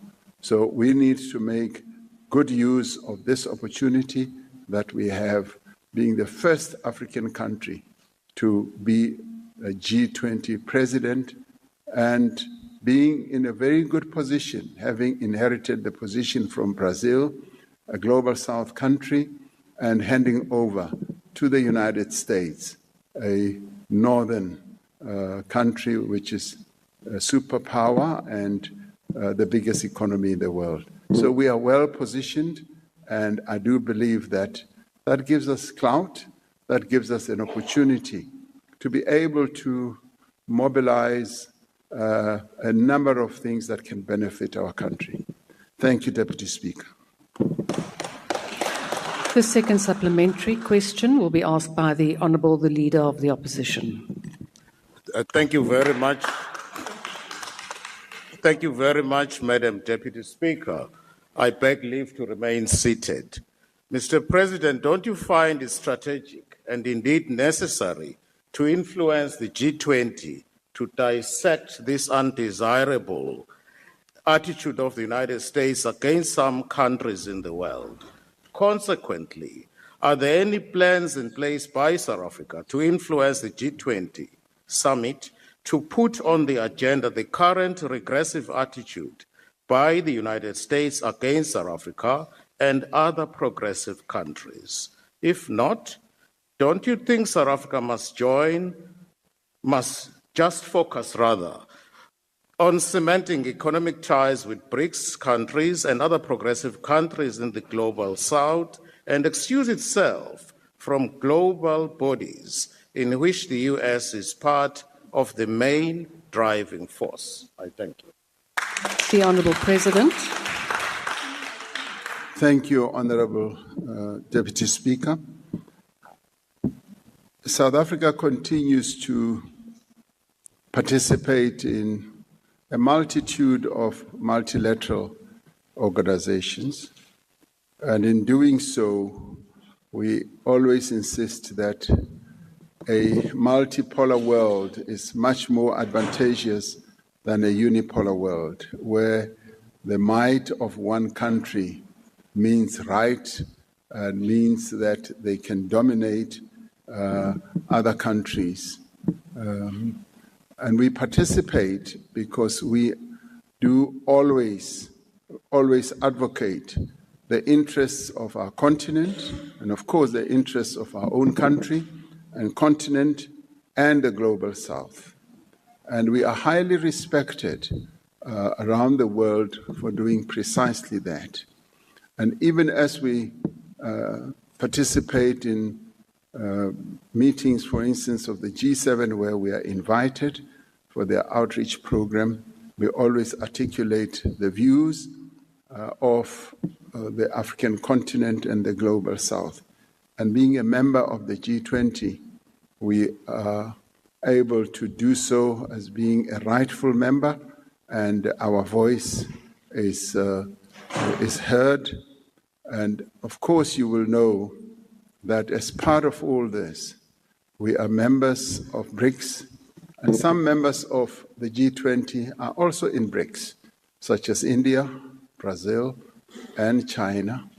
They are members of BRICS, and in BRICS, we are a collection of fairly progressive countries that have a particular set of values that bring us together. And just yesterday, as I said, we held a BRICS summit in which all the leaders of the BRICS family participated and took decisions that are aimed at consolidating what we have and leading us to even improving the manner in which we trade, the manner in which we respond to challenges, and how we should strengthen the multilateral system. All of us, as one, spoke about how we strengthen the United Nations and how we strengthen the World Trade Organization the World Health Organization.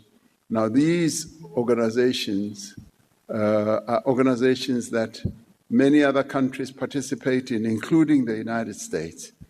And we then take decisions to be the voices of reason, the voices of progressiveness, notwithstanding that they also participate. And we have the view that we cannot extract ourselves from those types of organizations by virtue of the fact that the US participates. We should participate and be able to exchange views and exchange opinions with them.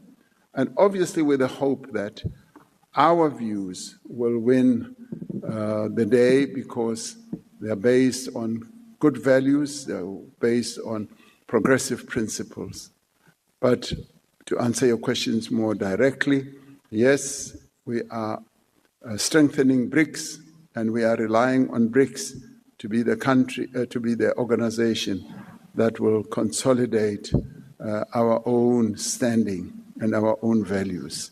BRICS already, from a population point of view, is already half of the world population and accounts for between 30 to 40% of world trade.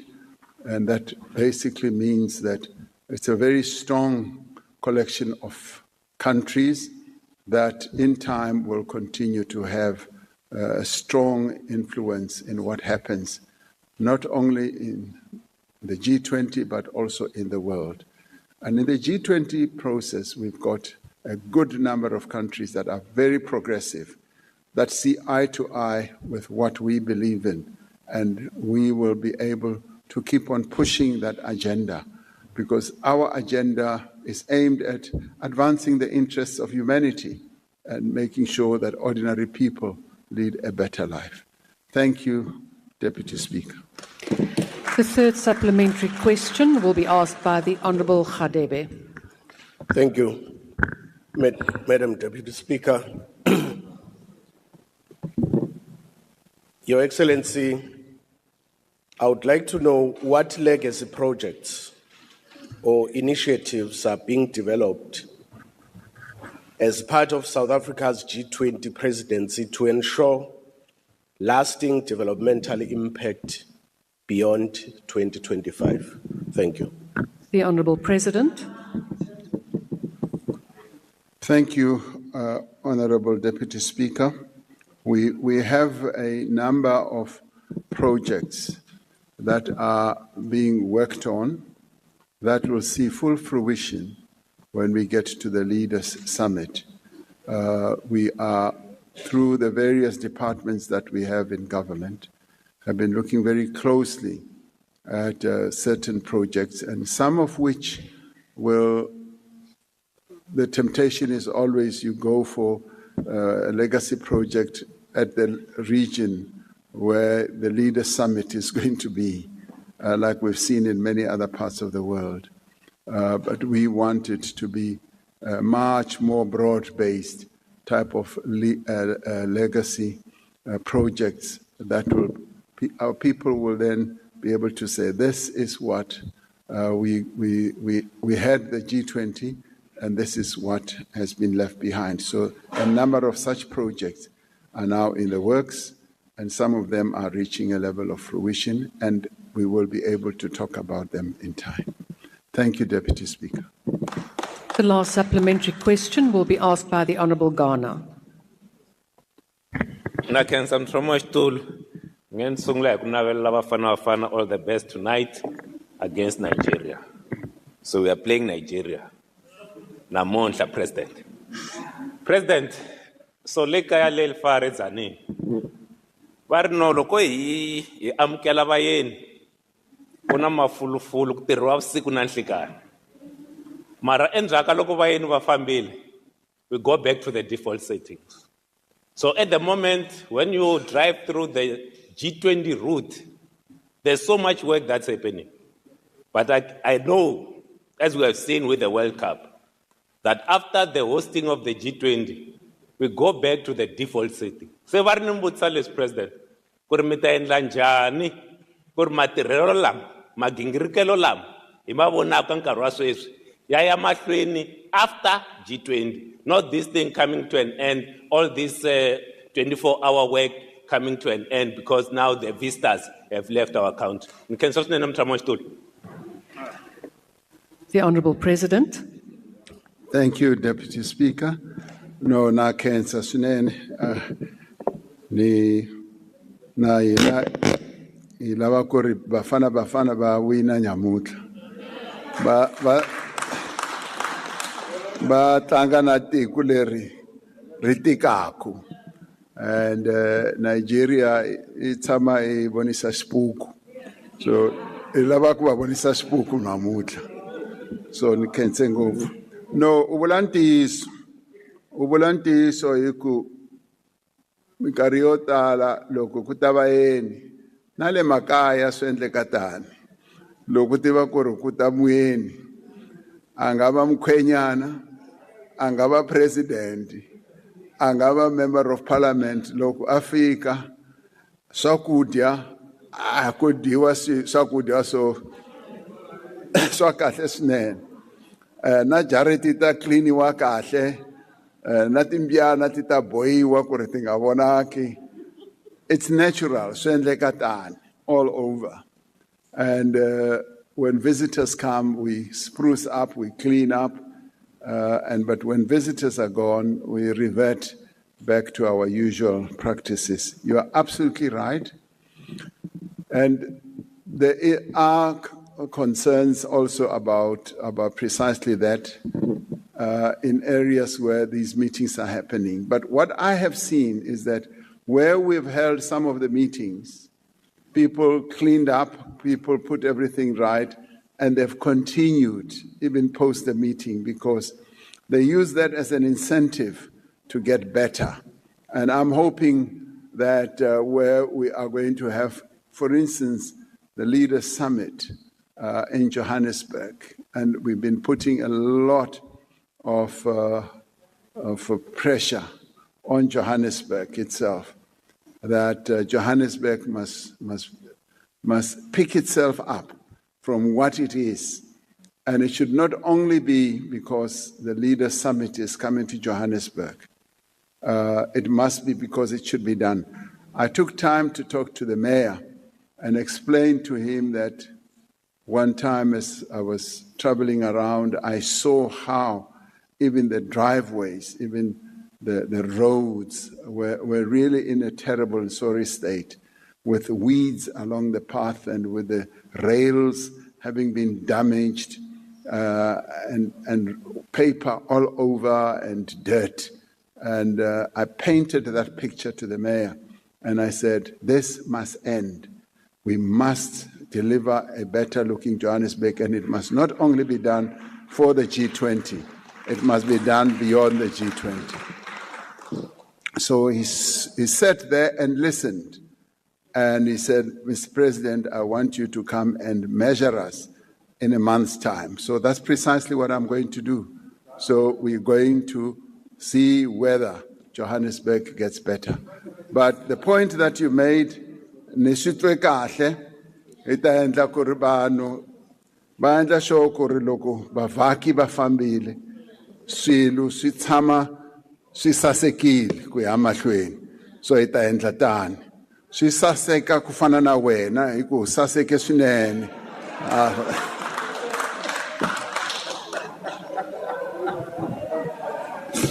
We now move on to question number 17, which has been asked by the Honourable Trollip.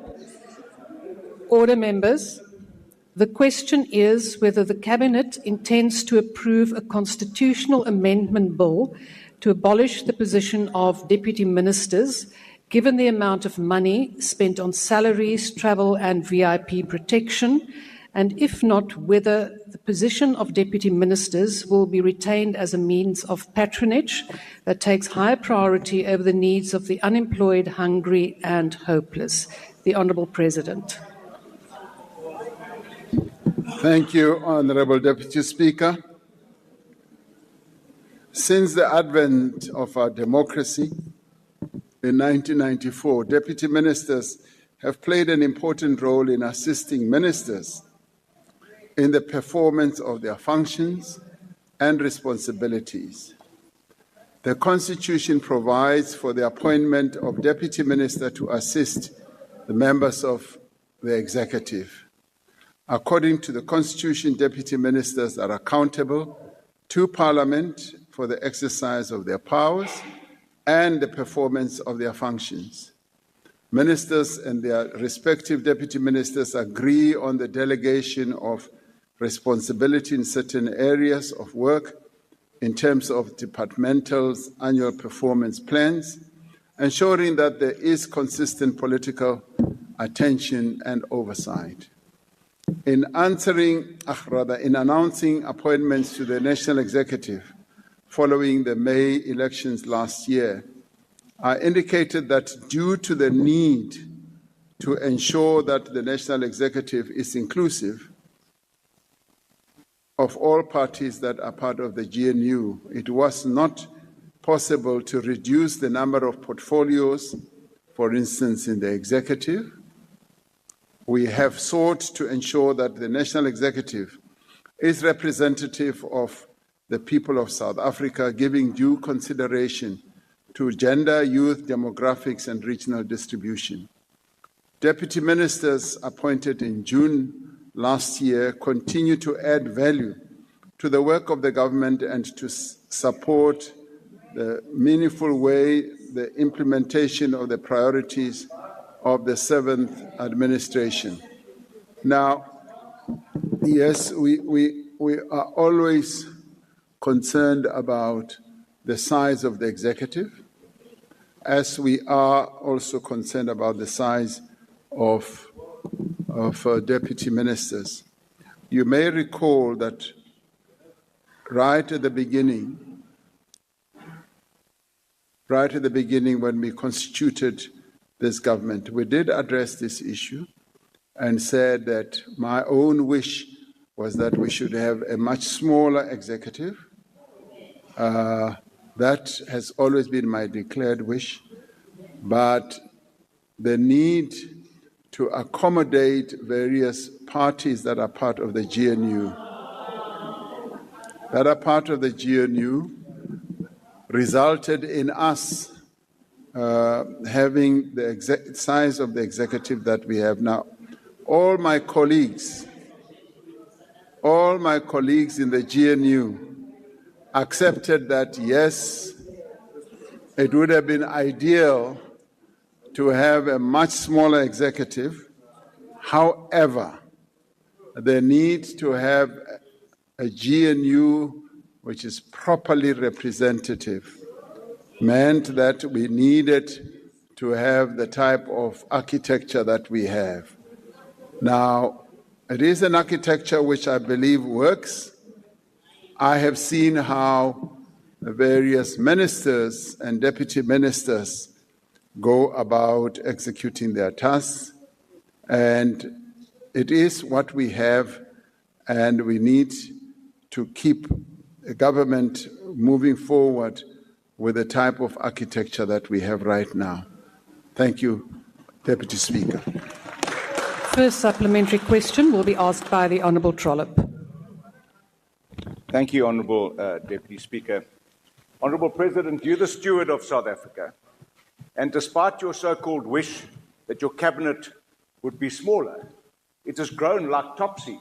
You didn't cut any of the ANC positions, you just added GNU, Kapezu. You have recently appointed, I need protection. Order, honourable members. Honourable President, you recently appointed an acting Minister of Police who incidentally says there's no such constitutional provision. He's the Minister of Police, because you couldn't promote two of the deputies. You didn't trust them to become ministers. You also fired the Deputy Minister for Trade and Industry and Competition 75 days ago, and that position still remains vacant. These two examples illustrate just how insignificant and redundant these positions are. Stewardship, Mr. President, is well explained in the book of Matthew, where three of the minister's servants were given 10, 5, and 1 bags of gold to look after. Two of them increased the value of what they were given, and they were rewarded. One buried what they were given and was rebuked. Why are you burying what you've been entrusted with by maintaining such a costly, bloated, and ineffective cabinet? Will you and your party support my private member's bill, constitutional amendment, to do away with deputy ministers so that the cost of these redundant members can be redirected to the betterment of our country? Simple question. Will you support it? It's coming. Will you support the private member's bill? If you want a smaller cabinet. The Honourable President. Honourable Trollip, your time has expired. The Honourable President. Thank you, Deputy Speaker. What Honourable Trollip is saying sounds like a threat.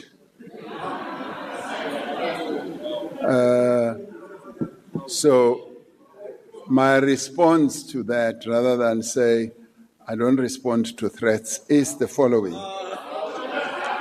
My response is I would really like to look at that bill. I think please have the bill forwarded so that we look at it. I'm not able to respond in any way whatsoever until I see the contents of the bill. Now, therefore, much as I said it sounds like a threat, it isn't a threat. No, I want to actually compliment you and say I don't see it as a threat. I see it as a very meaningful contribution because you are concerned, as I am, of the size of our executive. And the size of the executive we now have is a result of the outcome of our elections, where we had to put together a government of national unity with 10 political parties that sat down and negotiated the structure of the government we have. Now, whether we like it or not, it is what we have. Ideally, Honourable Trollip, I would want a much smaller executive. I would also like fewer deputy ministers. But right now, we do have deputy ministers who are really putting shoulder to the wheel, who are going even beyond what I would call the call of duty. And those deputy ministers are distinguishing themselves as real contributors to our governance. And what I also really am appreciating is the fact that many of our deputy ministers are working so well with their minister colleagues. So, order, honourable members. Order. Mr. President, please. Honourable President, please take your seat. Honourable Matiase, on what point are you rising? Deputy Speaker, on a point of being mischievous. Honourable Matiase, that is not a point of order. Please take your seat. The President is deliberately twisting facts, misleading the public. Madiba says a man who, depending on who Honourable Matiase, changes his message. Honourable Matiase, you are not now making a speech. Please take your seat. Honourable Matiase. Is the man who cannot lead our nation. Please take your seat. Is the man who cannot Honourable Matiase, our nation. Please take your seat. That is not a point of order. Honourable President, please proceed. Honourable Deputy Speaker, I think I've responded to the question and have given the reasons why we continue to have the size of the executive that we have, as well as why we have the deputy ministers. And I have said that it remains a wish and, in the end, an objective that we should have an executive, and I've said it here a number of times, but this time round, it was given rise to by the outcome of our elections, where we needed to set up a government of national unity. Thank you, Deputy Speaker.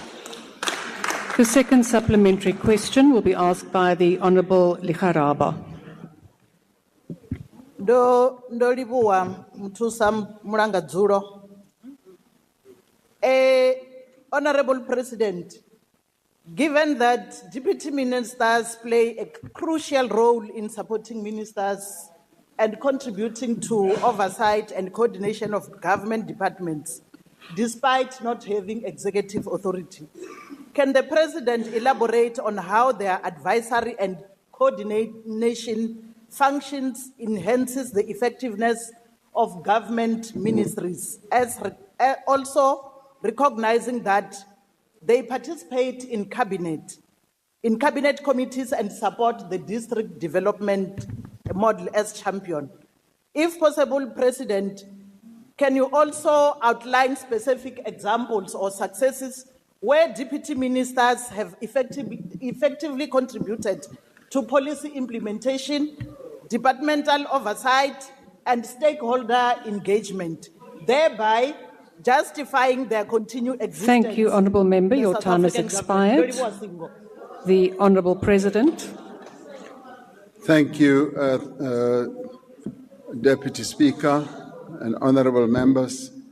Yes, deputy ministers continue to play a critical role in our governance. They are members of the executive. They participate in cabinet committee discussions. I'd like to believe that we have a really wonderful system that functions so well that every proposal that finally sees its light of day in cabinet goes through rigorous processes, starting off in the department, where the minister and deputy minister will engage in discussions with their directors general and deputy directors general to put forward a proposal or a proposition that could lead to a project or that could lead to an amendment of a law or a structuring of a policy. That then goes to the Directors General, Forum of Directors General, to be thoroughly discussed across the various departments. That then ends up going to the cluster, the cluster that we have. Honourable President, if you would just allow me a second. Honourable members, please keep your microphones muted and do not interrupt the proceedings. Mr. President, please proceed. When it goes to the clusters, deputy ministers also participate in those discussions, and thereafter it goes to cabinet committees, the various clusters of cabinet committees, where deputy ministers participate vigorously in the crafting of policy, of proposals, or even the drafting of laws. Whereafter it then goes to cabinet, where cabinet collectively then examines what will have gone through this sausage machine, if you like, where a proper decision is then taken. Now, the value of having cabinet ministers is clearly demonstrated in this whole process. It starts at the department level and it goes forward to the cluster level and the cabinet committee level, where they engage with other deputy ministers and ministers on the crafting of any position that should lead to either a change or an enhancement of a proposition. So cabinet deputy ministers do play a very critical role. Honourable member, you ask if I can give you any concrete example. I can give you many, but standing here, I would only be able to give you a few and leave out others. But they are all participating in a meaningful way in governance. They are participating in the execution of decisions. They assist ministers, and where ministers are not able to act on a particular project or initiative, deputy ministers. You must recognize my hand, please, Deputy Speaker. Honourable President, could you please take your seat? Honourable Skosana, please state the point that you are now rising on. Ngiyathokoza, Deputy Speaker. Elami ngithi Speaker, uPresident uyasichewa uyasirareja akaphendula imibuzo. Honourable Skosana, that is not a point of order. It is now being frivolous and you are interrupting proceedings. We will now continue. Honourable President, please proceed. Thank you, Honourable Deputy Speaker. With those words, I have answered the question that the Honourable Member raised. I see the real value of deputy ministers, if truth be told, and I appreciate the inputs and the commitment that they demonstrate. And in many ways, deputy ministers' positions can also be seen as training ground for future ministerial positions. That's how I look at it. So they are doing a good job, and we may not see the value that they do. I see great value. Thank you very much. Third supplementary question will be asked by the Honourable Kwankwa. Thank you very much, Deputy Speaker. President, the crux of the problem here, it's a no-brainer that deputy ministers play an important role in supporting the work of ministers in terms of departmental oversight and the programmatic work of government. However, President, do you not think that in light of their assigned responsibilities that the time has come to make the performance agreements of deputy ministers public once they've been entered into, that they too face parliamentary scrutiny on the work they do in support of the government and the political principles, especially when it comes to managing the political bureaucratic interface?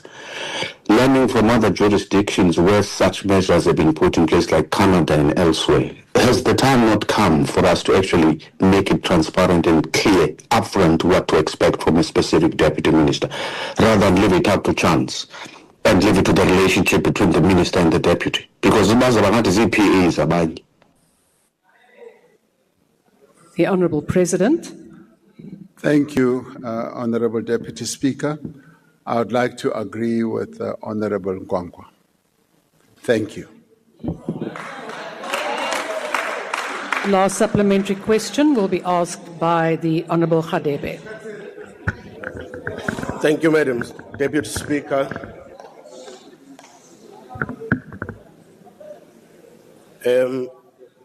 Your Excellency, my question is, considering that ministers within the Government of National Unity are often overstretched with the workload of managing various tasks within their departments, deputy ministers have proven invaluable in assisting ministers with executing their mandates. Has consideration been given to expanding the roles and the responsibilities of deputy ministers in ensuring better continuity and succession, particularly when ministers are abroad or unavailable? Thank you. The Honourable President. Thank you, Honourable Deputy Speaker. Yes, I'm glad that at least there are some in this House who recognize the important role that is played by deputy ministers. So thank you very much. Yes, as I said, deputy ministers play a critical role, and that role that they play should be more accentuated in a way where they should be given even more responsibility. The constitution of our country invests in a minister a particular role, which is quite special.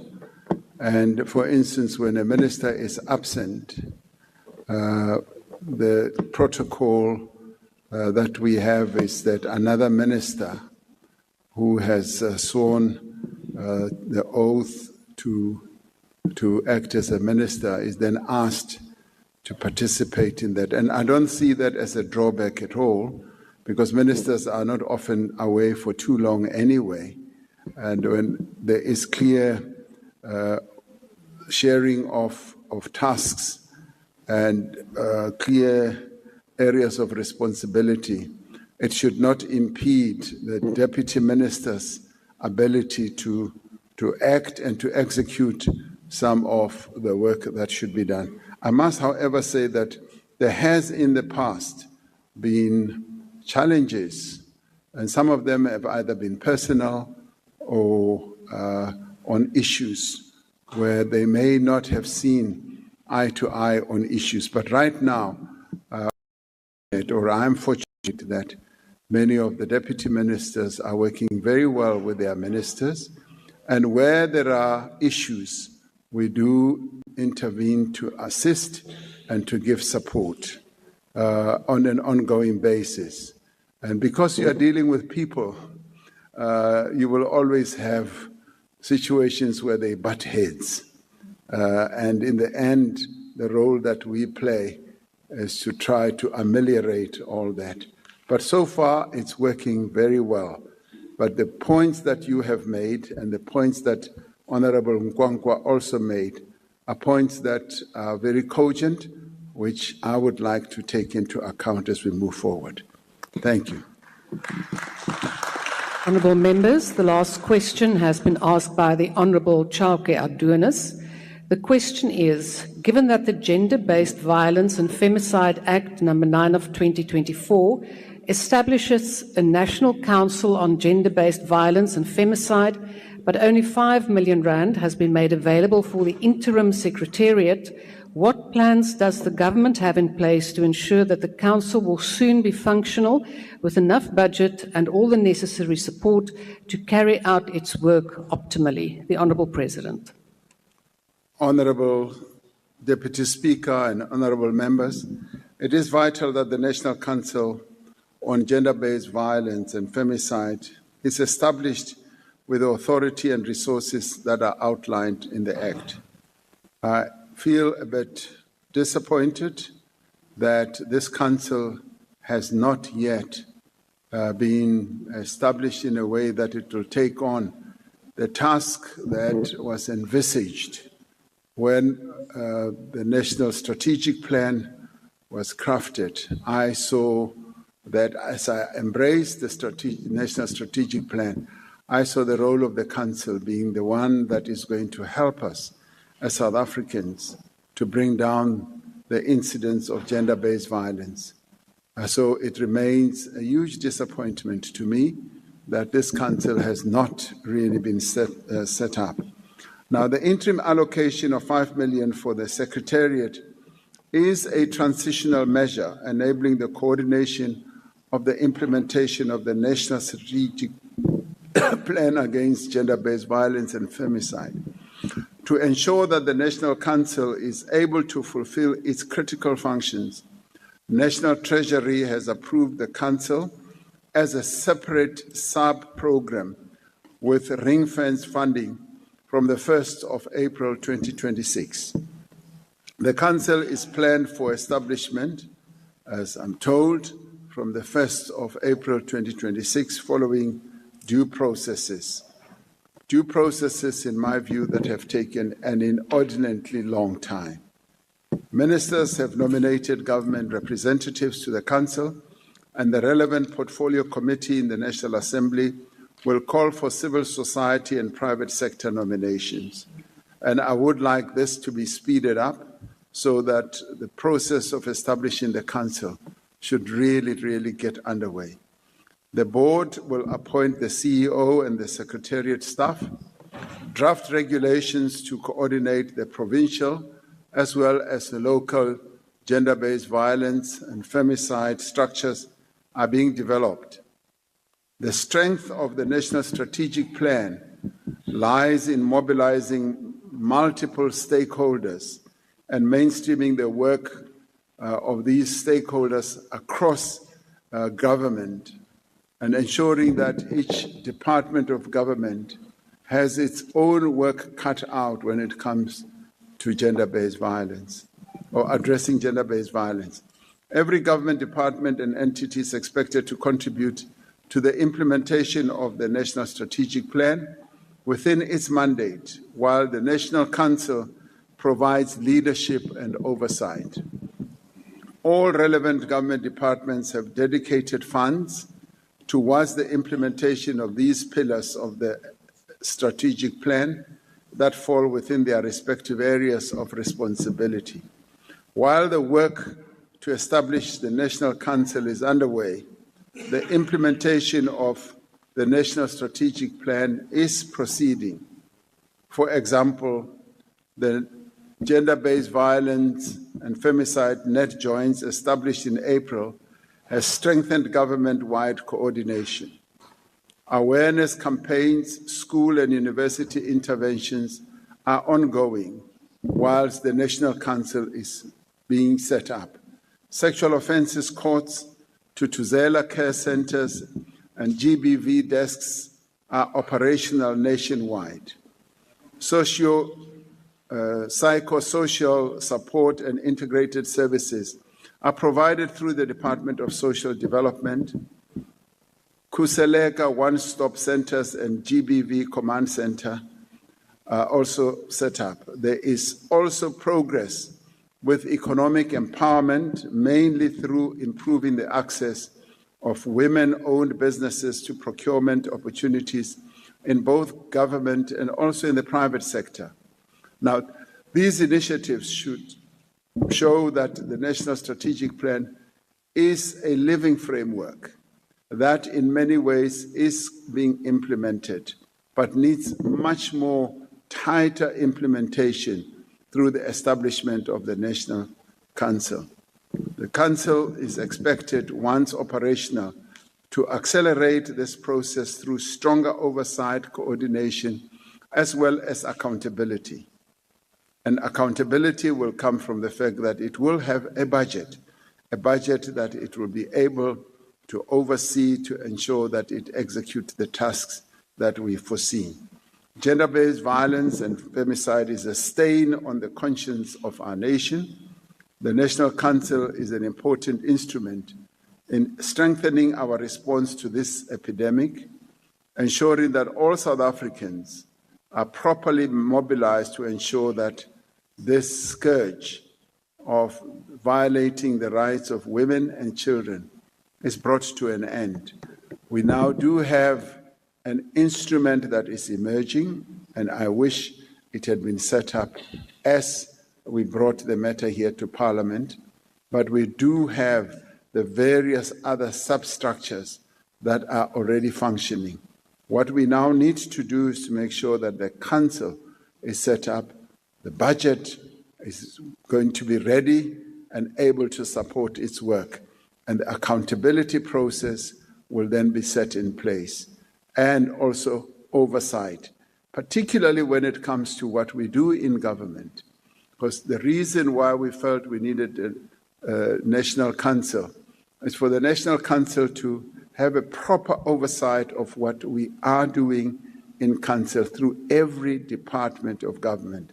The word we have given to every department of government is that we must together be involved in the fight against gender-based violence within government and also in society, and support various efforts that are being taken by various formations throughout the country to fight gender-based violence. And the Council will enable us to see this as a national task involving all of us, and it will also help to give a real powerful face to what needs to be done by all of us in the country when that council is put in place. So a lot of work awaits this council. And as I say once again, I'm rather disappointed that it has taken this long to establish this council. But as always, some of these things do take time, but we should be pleased that they do happen in the end. Thank you, Deputy Speaker. The first supplementary question will be asked by the Honourable Chauke Adunis. Thank you very much, Chairperson, and Honourable greetings, revolutionary greetings to our Honourable Cyril Matamela Ramaphosa in our midst. My question centered around this, and I appreciate that there is reassurance that there will be ring-fenced financing for the GBVF Council. Now, South Africa plays quite an instrumental role globally in ensuring that we're able to have global influence.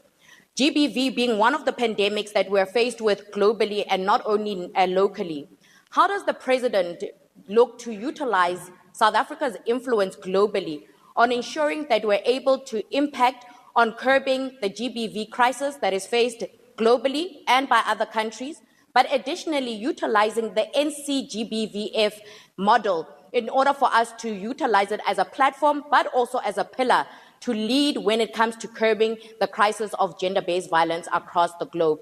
And most importantly, it would be, how does the President look to utilize his presidency also in the G20 to ensure that we're able to greatly have influence towards empowering those who are victims of gender-based violence and femicide? Thank you very much. The Honourable President. Thank you, Honourable Deputy Speaker. Yes, we utilize our position as South Africa to be the voice on talking about gender-based violence. At times we believe that we bear the greatest burden when it comes to gender-based violence, which we declared a pandemic. And to this end, wherever we can and whenever we can, we become part of structures that make us focus more on gender-based violence and also spread the message. For instance, in Africa, our own continent, we've continued to advocate the position of having to fight against gender-based violence and participate in various UN structures and committees. At a global level, even at a UN level, we participate in various structures that not only deal with the issue of gender-based violence, but the broader issue of also promoting the health of women and children and adolescents, which are very much a part of the whole ecosystem of having to deal with the challenges that the women of our country face. So we are, even in the G20, have structured an issue on the issue of solidarity, that our solidarity value must also be about caring for ordinary people and caring for the interests of women, of children and adolescents, and also caring for them from a health point of view. So our position is not only national, it is broader than just being national. It is a message that we do believe should be spread more strongly around our own continent as well as around the world. Thank you, Honourable Deputy Speaker. The second supplementary question will be asked by the Honourable Khanile. Thank you very much, Deputy Speaker. Mr. President, in 2022, you promised the nation, but women in particular, to establish a national council on gender-based violence. 2 years later, this council exists only on paper, but also exists as a broken promise. Mr. President, have you deprioritized GBV as a final act of humiliation to every victim and survivor of gender-based violence? The Honourable President. Thank you, Honorable Deputy Speaker. If you heard me carefully, right from the beginning of my reply, I expressed my disappointment, and it is deep disappointment on my part, that this council has not yet been set up. And it has not yet been set up because the structuring thereof was such that this House has had a role to play. And if there was a time when I wished I was a dictator, this would have been the time where I would have set up the council on my own, and this council would have started working way before 2022. Because when the women of our country marched on the union buildings, was it in 2018, and insisted that we should hold a summit. I agreed that we should hold a summit. They marched to the union buildings. I was told at 9 o'clock that they are there. Before going to sleep, I was told that the women say they are not going to leave the union buildings until you come. So I got into the car, I went to the union buildings, I met them, and I gave them the promise that we would hold a summit, which we did. It was a very successful summit where, on their own, I just convened it, and on their own, listen, I convened it, and on their own, they decided what needs to be done. It was a dialogue. It was the dialogue of the women of our country. Others did not come, others stayed away, but the dialogue went on.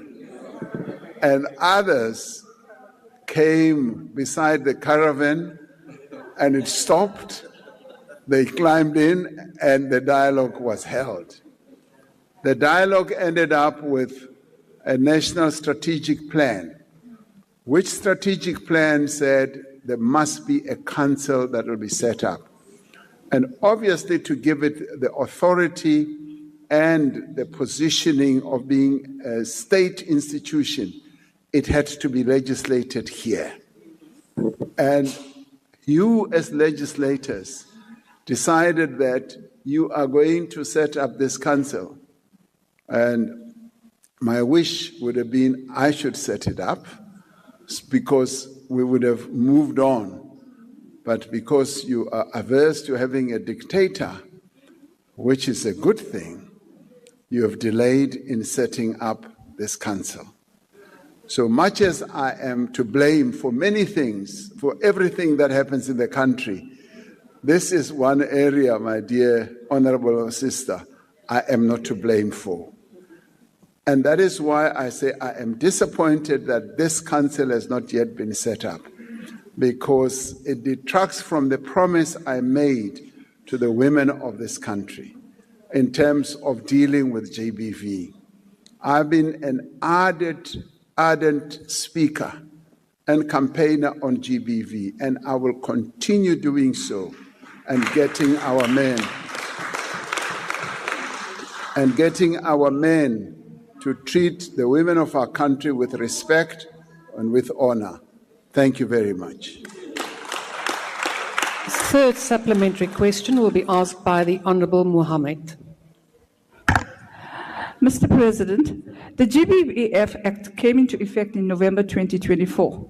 Yet by mid-2025, the National Council is still incomplete, with civil society and private sectors seats vacant. In just one quarter, 966 women and 314 children were murdered, while shelters collapsed from funding delays and where SAPS has even omitted GBV data from its crime stats. Perpetrators still continue to walk free on bail, further eroding trust in the justice system.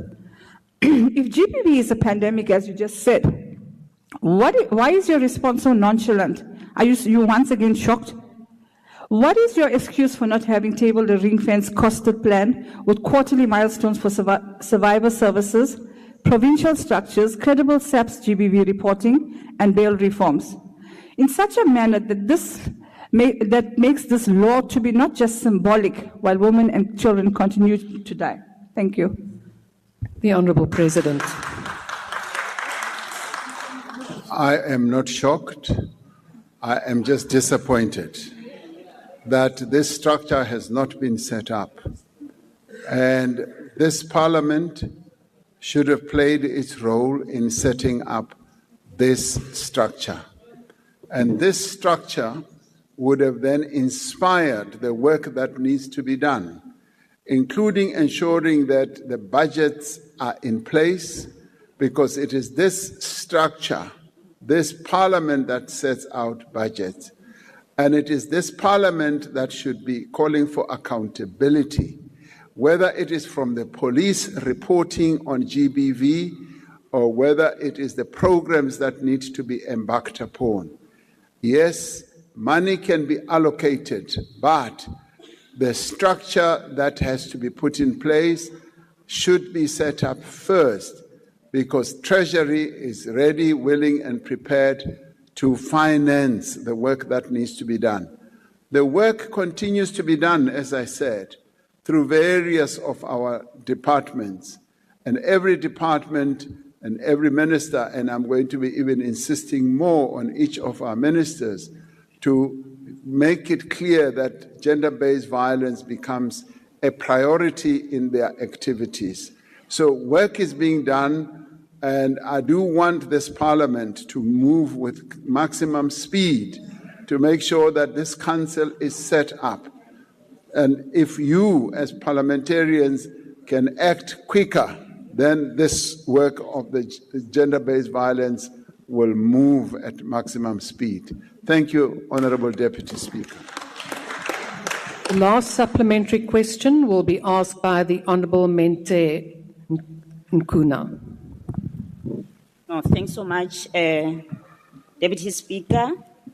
Mr. President, we have noted your expression of frustration right from the start of your response. But let me remind you, Mr. President, that the main impediment towards getting the council to do its work is chronic underfunding, which makes it impossible for instance, to appoint members who come from civil society organizations if there are no guarantees that they will be paid. Considering the crisis level of gender-based violence and femicide in this country, and the several commitments you have made towards the fight against GBV and femicide, do you not consider your failure to fully institutionalize the National Council on GBV as a betrayal of women's safety in this country? If not, what measurable commitments do you make to the women of this country in relation to the functioning of the National Council on GBV? My name is Honourable Mashlala. Sorry for that. Thank you, Honourable Mashlala. Honourable President. Honourable Deputy Speaker and Honourable Mashlala, the commitment that I would make is that I have passed on the message to members of this body to get on with the process of appointing the council. Because, Honourable Mashlala, once the structure is in place, the Minister of now has the authority, with your allowance, with your permission, to allocate the funding that should finance the work of the council. The minister will not be able to do so unless Parliament plays its own role. Now, I'm responsible for everything that goes wrong, but not this one. Please, not this one. Untshwarele mo, kopo untshwarele, tse ding kaofela aowa, ke tla dumela. Empa ena aowa, a se nna, ke a gana. ke a gana ka nnete. E ke lona. Yaanong, I want all of you, as you always say to me, what do you always say? Mr. President, don't you think you have been derelict in executing your duties? Now, I want all of you to agree that all of you, you've been derelict in executing your jobs.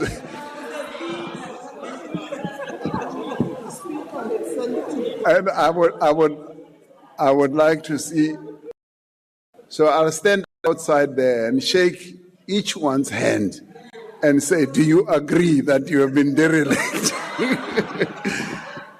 Honorable Deputy Speaker, that to me really should add to the urgency of setting up this National Council. And I can say that the budgets will be there and people who will serve on the council will be assisted to do their work, because this is important work. It's a national project that this seventh administration is committed to ensuring that it is executed. So with those words, and thank you very much, Honorable Deputy Speaker. Honourable members, that concludes questions to the President. I thank the Honourable President. Honourable members, before I request members to stand, I would also just say I think that in looking at the T-shirt